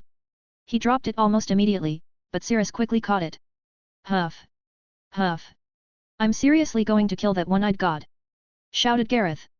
Who would make a cursed weapon so damn unusable? A sore loser, that's who. Cirrus says, sheathing it back. But like any cursed weapon, the bigger the drawback, the better the payout will be, and for this one, it's exceptionally so. There are benefits to cursed swords. Asked Ace. Some yes. They all resumed walking. But you'll get more out from a normal first-class weapon without any drawbacks like say unbearable pain. Gah. Do you feel that every time you draw it? Gareth said rubbing his arm. No. The way Gram works is this, 1. My basic stats go up by 5 points each. 2. The blade has 4 levels, the 4th is the max, and each time I go up 1, the effect doubles. 3. Its weight is freely changeable to my preference. 4. It makes it easier to focus. The price for it was that my anger and sense of pain increased by a factor of 20. I have to say, Odin was more generous than I had expected. So no going berserk like what you did back then. Said Riveria. I won't promise anything. Is that pinkish bird also a spirit? Ace asks. Oh? What makes you think that? Asked AI. Because it has the same air as Nox. Circe turned around to face Ace. She says not to compare the two or else she'll turn you into a little piglet and eat you. Cirrus said to Ace. Ah. She froze in place. Sorry. She said timidly. She thinks you're a cute kid, but watch your words. That hawk isn't really a spirit, is it? Riveria said slightly jokingly. Poof. In a cloud of purple smoke, Circe appeared on Cirrus's shoulders. Oh? Are you really doubting I'm a spirit, elf? Her appearance was drastically different than Nox's. Where hers was more inhuman, Circe's was more like a sunset personified into a young girl that was just shorter than Gareth. They have also seen her around helping heal people, but her appearance was something they couldn't see in all the hustle and bustle. You have another spirit. Ace shouted. Rude, I found him. Without me, he would have died on the beach of poison. She said resting her arm in Cirrus's hand. But you child. Circe looks carefully at Ace. You are a very odd one at that. I can see why Nox had such trouble with you, you're a new existence, a literal miracle child. After this is over I would like to know more about you. Is that fine with your guardians? It's fine with me, it's not every day you can talk to someone about this. Gareth said. Riveria. AI said looking at her. Only if you want to, okay. Upon arriving at Babel, they meet up with the Astria Familia. Well, I'll see you after this is done. Said AI leaving. Hey. Otter. Isn't AI supposed to come with us? Said Elise. Change in plans, these three are coming with us early. AI was sent to fight Althea. Are you sure she will be fine? Asked Lyra. I have seen AI face Althea in her beastification, said Riveria. She can hold her own. She has a good chance at winning, said Gareth. As they were talking, Ryuho came up to Cirrus. Cirrus, I'd like to thank you for crafting this weapon for me. No problem, but you should thank Artie for getting the material even though she never fulfilled her end of the deal. What was the deal? The deal was that she undergo more training with her sister and to follow her word to the letter, but, anyways, I made a deal, and I was at least going to fulfill my end of that much I could do for her.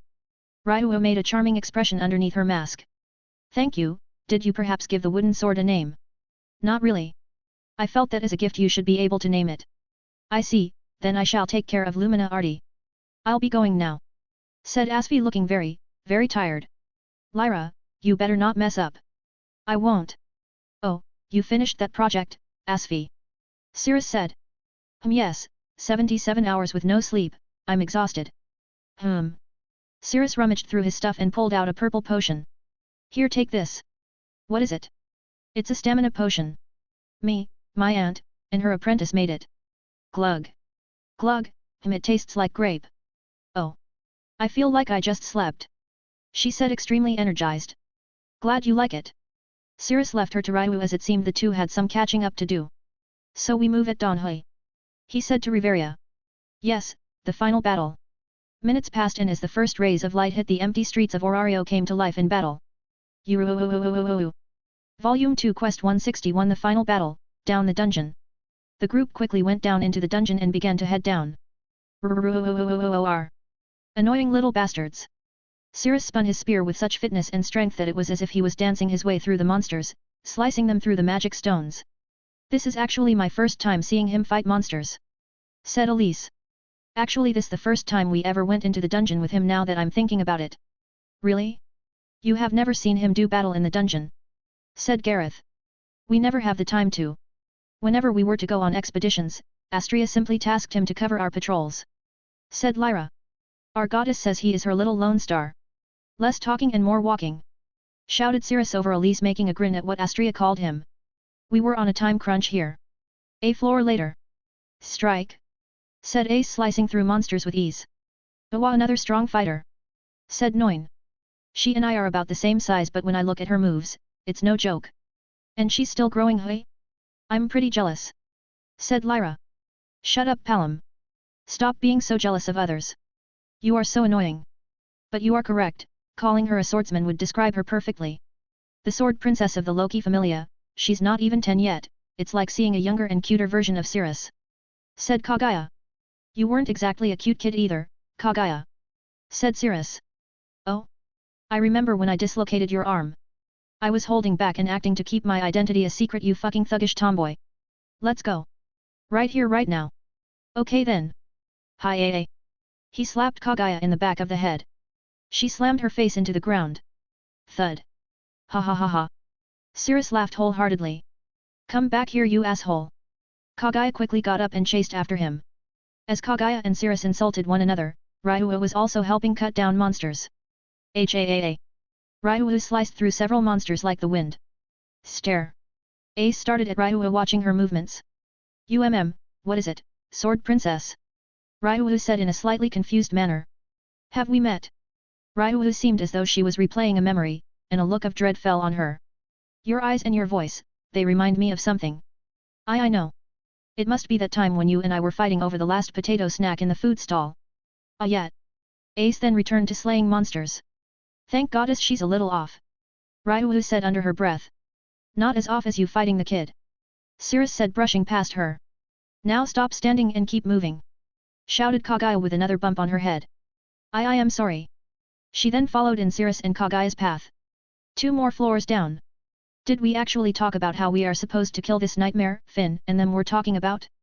It's supposedly as big as a floor boss. Said Knees. Cirrus any ideas? Said Kagaya. You are the only one who has fought massive floor bosses like monsters. Yeah, make sure you are in a spacious area and hope to all that is holy, kind, merciful, and good that it isn't poisonous because those bastards suck. So we just leave it up to you. Said Lyra. Well, wasn't that the idea? I will be the damage dealer and decoy while the rest of you chip away at it. Not a very good plan. Said Ryu. Well, I never really worked much in a group, I sort of just did most of the work, and someone usually chimes in when I need help. You are a damn lone star. Elise shouted. Lady Astria should have told you off. I'm sorry, are you a first-class adventurer? No? Then I suggest you stop chatting and start cutting some fuckers. Ray. Cirrus kicked off and blended spearmanship with hand-to-hand crushing all in his path, leaving behind nothing but blood and ash. I can see why. Said Ace. People are slow Fubonk. Don't you dare imitate him. He has years of experience and training under his belt. Shouted Riveria hitting Ace over the head. And we will all fight it on the 18th floor. Hear that Cirrus? And no profanity. Understood. But you're not my fucking mom. Cirrus, come here. She shouted, running faster towards him. Back on the surface. It's strange we never fought, Otter. Said AI, turning to Otter. I have heard of your swordplay. I would like to see for myself how formidable you are one day. He said, glancing at her from the corner of his eyes. Sure thing. She said with a bright smile. I can see why Cirrus chose you. His eyes returned to what was in front of him. What do you mean? Nothing, just that many would be envious to know you have the Kiran's heart. Well, I know the Amazons like him like a lot, but for, different reason I'm sure you know. They can be clingy. Some minutes later a loud voice echoed through the streets. Orario. It seems the city of hers has disgraced its name while we were gone. If you're welcoming me back, you can do so by giving up your lives. Prove it to me with all you've got. Don't leave me starving for blood. Mortality is a bigger sin than being a glutton. You've got to stop disappointing me. Disappointment is bitter, and it's the most disgusting thing one can ever taste. Something has to be poured down my burnt, dry throat. It never is enough. Therefore Zald readies his great sword and prepares to bring down a part of the wall made of ice made by the mages of Orario. Try pleasing me, my praise. Make my blood boil, and my flesh twitch. Bon appetit. And with a flurry of sword swings, Zald brings it down and walks into the barrier. No one is here, no. He turns to see Otter and AI. It would seem my prey has come first. Damn, I'll go wait inside. AI said, walking to Babel. So, you are the only one coming to stop me? Zald said. Yes. He then draws his blades. This time I will defeat you on my own right here once and for all. As AI walks away, she takes out a simple flare. Time to let Finn know. She aims it at the sky and explodes. Several mages soon pop up and began chanting, creating a barrier around Central Park. I'll just wait at the bottom. AI walks down to the bottom of Babel and seizes. She now waits for whoever comes down. AI could hear the vicious and thunderous clashing of swords and magic from where she sat, and it shook the entire city. Where could you be, Althea? Nox transformed right next to her. Don't worry, I'm sure she'll show her face eventually. Down on the 17th floor. It's almost to the 18th floor. Shouted Ace. The nightmare's roars could be heard getting louder and louder. The damn ground is shaking like crazy. Our target monster should be arriving at the under resort soon enough. Said Gareth, running. Good to know that we won't be late to the party. Said Kagaya. The time would just be cutting it. I'm getting goosebumps by how on point Finn was. Cirrus. Go on ahead, and when you arrive at the floor, take the hill so we can attack with magic. Got it. Exosia, Adorn, Serenian. Cirrus quickly ran ahead, leaving the others in the dust and arriving down on the 18th floor when cinders flew past his eyes. Cirrus finally arrives at the floor to find it completely terraformed with pools of lava and fire everywhere. Holy fuck. Oh fuck.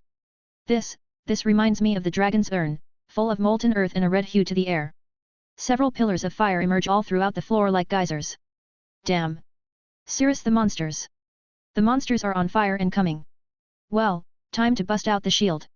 Cirrus draws his spear and shield, he cracks his neck and charges ahead. Woo.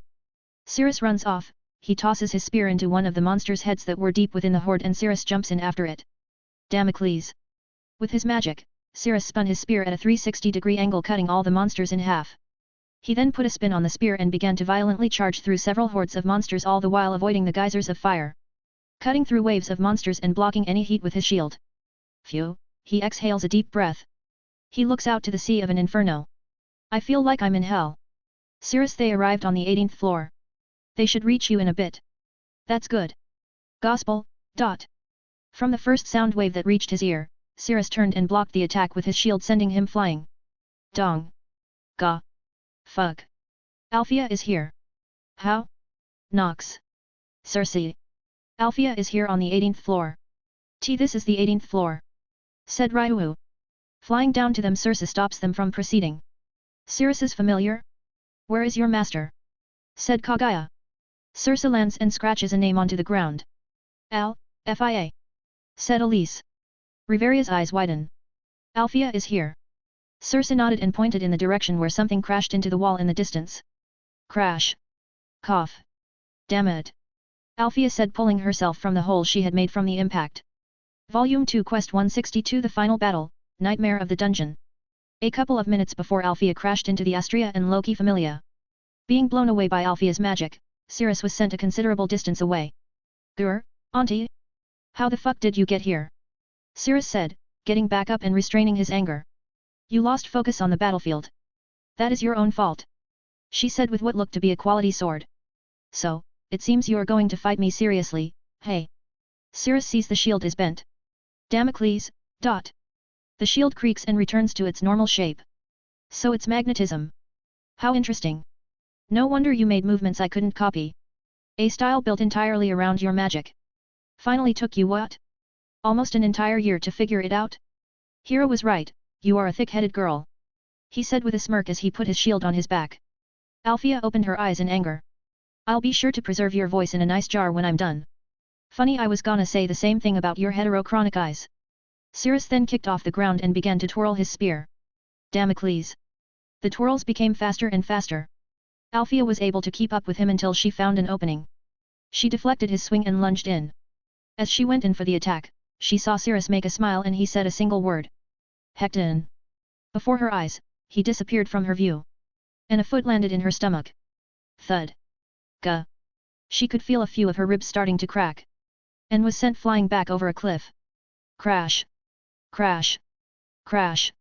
She went through 3 trees before stopping her momentum. Huff. Huff. Huff. She looked up to see him above her on a cliffside. What's wrong? You figured out one of my moves, but I still have a lot more to use. Damocles, sing, Damocles.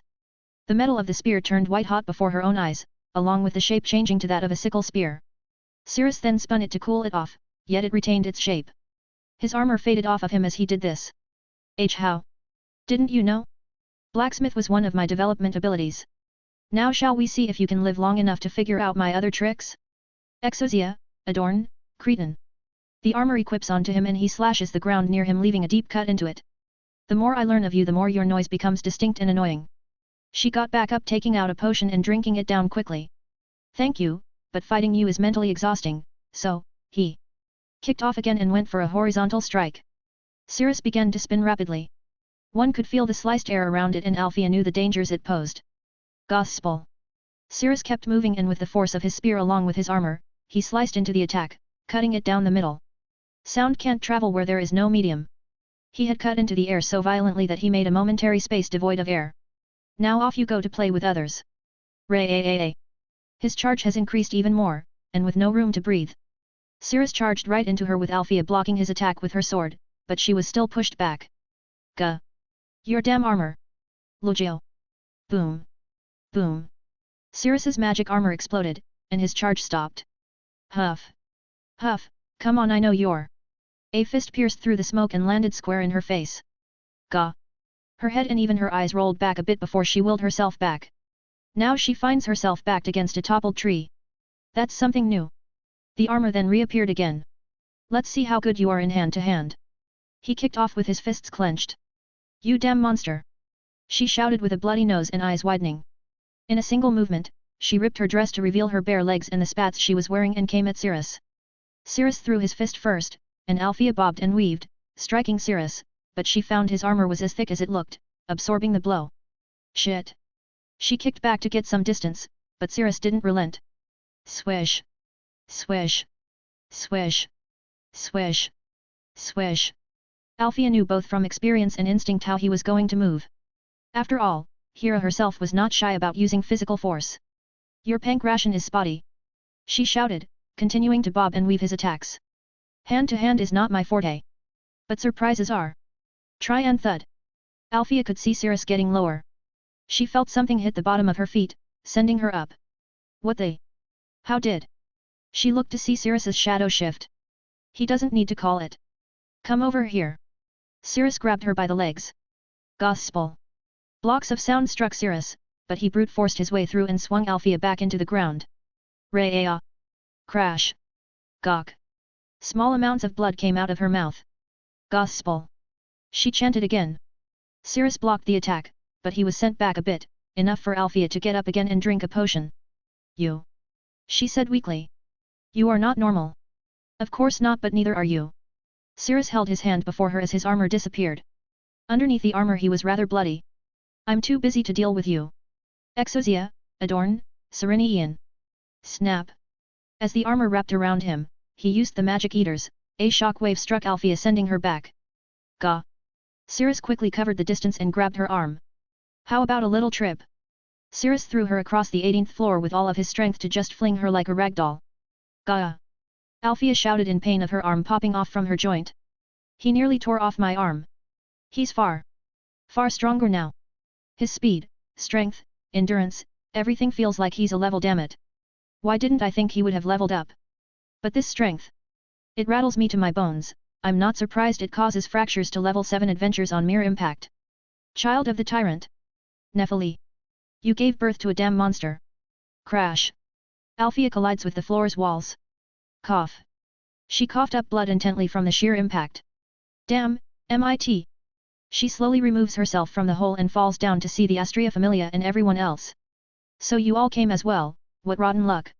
She said as she popped her shoulder back into place. Alfea. How did you get past the barrier? Shouted Riveria. None of your concern, I'll just have to deal with you before that monster comes here. If he makes it out of here alive, he will be this era's hope or its doom. Back to the present. So the nightmare's flame blasts are reaching the lower floors. Cirrus said, walking through the inferno of the once lush 18th floor. Yup. That's what Gareth said, said Cersei. HAAA, great. Did Nox report in? Yup. AI and Nox are on their way down now. They should be on the 14th, reaching the 15th floor soon. Good. Now, do you think I can slow the monster down? You don't plan on actually facing it alone, are you? Well, someone has to while they are dealing with Alfea. You're on your own on this one. I'm not a skilled flyer like Nox is, so I'll be staying here reporting to you on the situation. That's fine, I never want to put you in more danger than you are. I know your strengths are not on the front lines. Good luck. But if you are in actual danger, do summon me. I will fight for you. Thanks, I'll keep that in mind. A geyser of fire appeared near Cirrus, reaching higher than he could see, and after it faded, Cirrus looked down at it. Just like the Valgong dragons, so be it. He disengages his armor, showing a rather bloody mess. Lugiohei? So it makes magic power explode, dangerous trick in your arsenal. Cirrus walks up to the hole. Exosia, adorn. Cirrus then dropped down the hole as his injuries quickly heal. Whoosh. Whoosh. Fuwa. The scene on the 19th floor was an utter scene of true hell, the once lustrous forest floor now filled with lava, fire, and toxic gases. But the thing that truly cemented this place as hell was the nightmare. A massive black dragon that looked like a winged serpent with purple flames spewing from different parts of its body. Ha ha ha ha ha ha ha. This is the nightmare. A black dragon. What fucking luck. Disengage. Cirrus's anger rose exponentially from seeing it. The more he looked at the black dragon, the more he wanted to kill it. The dragon spotted Cirrus and fired several blasts of purple flame at him. Exosia, adorn, stim phalion. Whoosh. Whoosh. Whoosh. Whoosh. Whoosh. Cirrus avoids the blasts and flies towards the dragon. Hey there, you dragon piece of shit. Sing your vespers. Cirrus fired off several of his metal feathers and with the lighting crashed into the dragon but with no visible damage. It roars in retaliation. You're really living up to the name of a black dragon. Cirrus then draws out Gram. Well then, Gram. It's time to make you into a dragon-slaying sword. The ruby and emerald blade glowed with runes on the spine of the blade. Ray. Cirrus was channeling all of his anger at the dragon. Back in the room of prayer. To think a black dragon would be the nightmare. Said Auranos. This is vastly unexpected. Cirrus's attack did nothing. Said Fels. It's on the same no greater strength than the Hekatonkyres. It's at least a level 9. Then let us wait and see how the situation goes. I know Cirrus will not go down without a fight. They watched as down on the 19th floor, thunder and lightning crashed into the dragon. Sword and steel could be heard among the sounds of battle that spread throughout the 18th floor like omens of battle. The 15th floor. Huff. Huff. I need to keep going. AI. Exclaimed AI. That's enough. Let me take it from here. I know these floors like the back of my head. So just rest on my back, okay? Nox turned into an owl large enough to carry AI on. Hurry. She got on, and Nox quickly began to fly. Volume 2 Quest 163 The Final Battle, Second Form. Thunder and lightning strike the black dragon. Crack. Crash. Crack. Crash. Crack. Crash. Crack. Crash. Crack. Crash. Crack. Crash. The dragon roars in bone-shaking might. Cirrus responded with his own roar. Ray. The sounds of fire and explosions fill the floor with molten heat as sword and scale collide. Cirrus has been fighting the nightmare for 21 minutes now. At that time, only his sword was able to damage it before it regenerated, putting Cirrus back to square one. No matter how damage he did, it recovered form the most devastating of Cirrus strikes. Huff. Huff. Annoying cunt. Sing your vespers, swords of Damocles, dia dicasty _s. Crack. Crash. Crack. Crash. Crack. Crash. Crack. Crash. Crack. Crash. Crack. Crash. He had been weakening it for a good while, so he knew something had changed. Its regeneration must have a limit, he is sure of this. The fire started spewing from its body and started to heal itself. Its scales began to convulse and break apart. Its body was getting bigger. Another pair of horns sprouted from around the jaw, making it look like an ant's mandibles and another pair of wings. Its size was like 3 Goliaths in height and 2 in width. Fuck me, he said, looking at this black beast going into its second form. Cirrus could see the flame building up, but it was far quicker than before, drastically so. Come on, a power boost. Whoosh. Whoosh. Whoosh. Whoosh. It shot out the fire even faster and whoosh. Whoosh. Whoosh. Whoosh. Whoosh. Whoosh. Whoosh. Whoosh. Whoosh. Whoosh. Whoosh. Whoosh. Whoosh. Whoosh. Whoosh. Whoosh. Whoosh. Whoosh. Gah. Stronger. Cirrus quickly began to move when a tail came into his view. The beast knew how Cirrus would move, not as much Cirrus knows it's but enough to raise its lethality. Whoosh. Kerr. Barely scraping Cirrus, he quickly tried to get closer, but the dragon was now much faster despite its large size. Get back here, you fucking bitch! It spewed a wall of fire at Cirrus to obscure his sight. He quickly flew up to avoid the breath attack when a beam of purple fire clipped his wing. His armor was worn down from all this fight. Normally they would be fixed instantly, but that costs him his mana, something he needs to conserve as much as he can in case of the worse. Several more started to pin Cirrus down, and when the fire finally passed, the dragon was beneath him, as it charged up an even stronger attack. How fucking strong are you? The breath attack was fully charged as it opened its mouth. Cirrus could feel the air molecules burn, the air ignited from its heat. Exosia, Adorn, Chimera. Cirrus was quickly outfitted with the armor. Gram. Max level. The cursed sword glowed brightly, and Cirrus could now feel everything. The heat was like being thrown at the sun, the pain of the graze was as if his bones were breaking. He felt as if he had kidney stones in his arm. Gaia. Cirrus only gritted his teeth as a fiery annihilation flashed before his flame and pain-filled eyes. Ray-a. Sword of Damocles, sing your vespers. Dia dicasty _s. Damocles. He faced the blast as much as he could, but as strong as he was, the dragon flew towards him with their large body quickly covering the distance, pushing him back to the ceiling. Intelligence. Clever girl. Come on. Come on. Come on.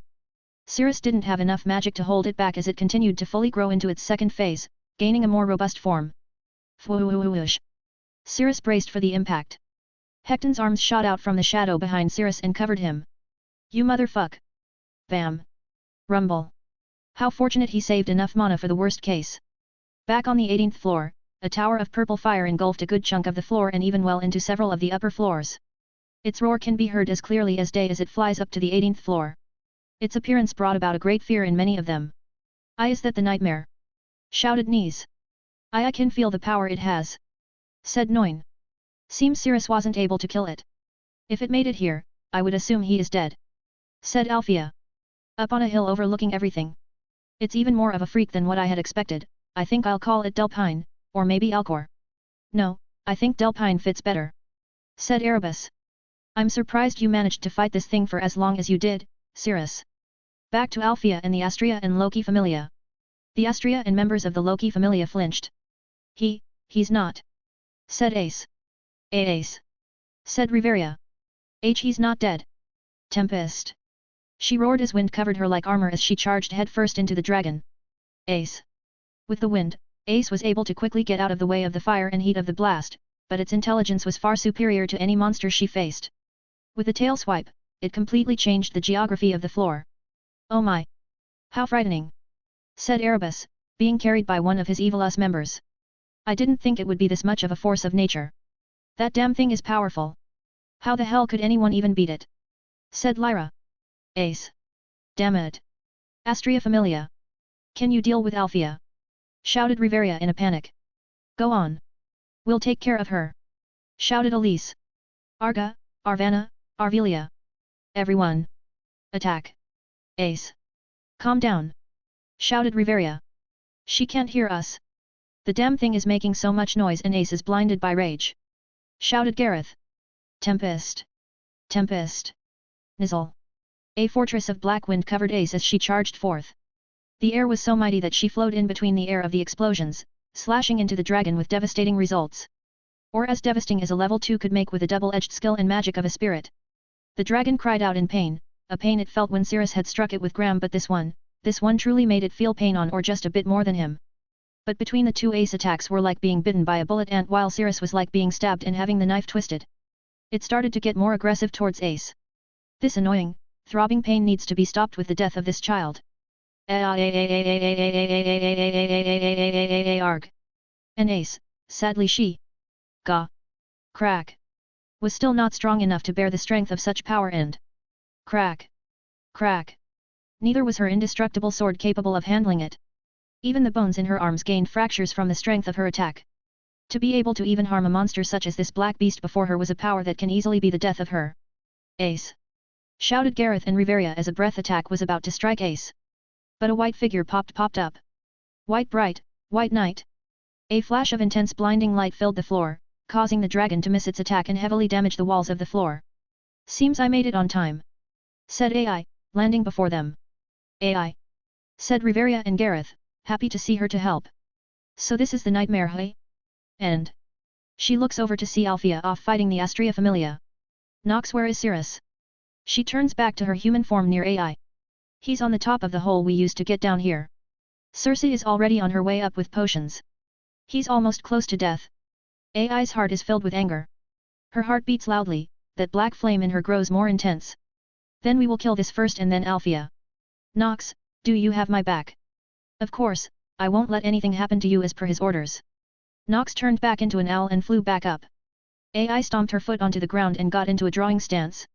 A blood-red magic circle appeared under her. Rage. 80,000 men cannot quench my thirst. 2 arrows pierce my ribs and throat, 1 swing of the blade. Today I will live, tomorrow I will not lose my life. I shall save myself, lament. Tamamo no me, Yanbai Kogo.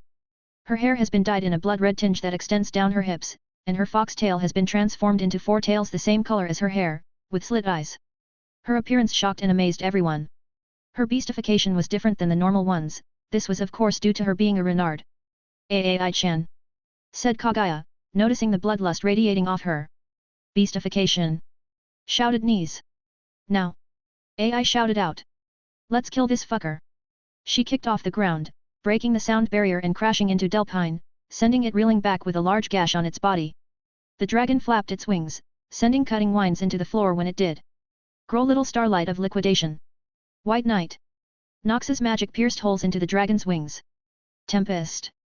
Ace's hatred still did not lament, only burned with the prospect of victory. Second floor of the dungeon. Ugh. Cirrus wearily opens his eyes. Why do I see red? Volume 2 Quest 164 The Final Battle, wake up, get out there. The dungeon's second floor. Cirrus. Cirrus. Shouted a crying Circe. Damn it.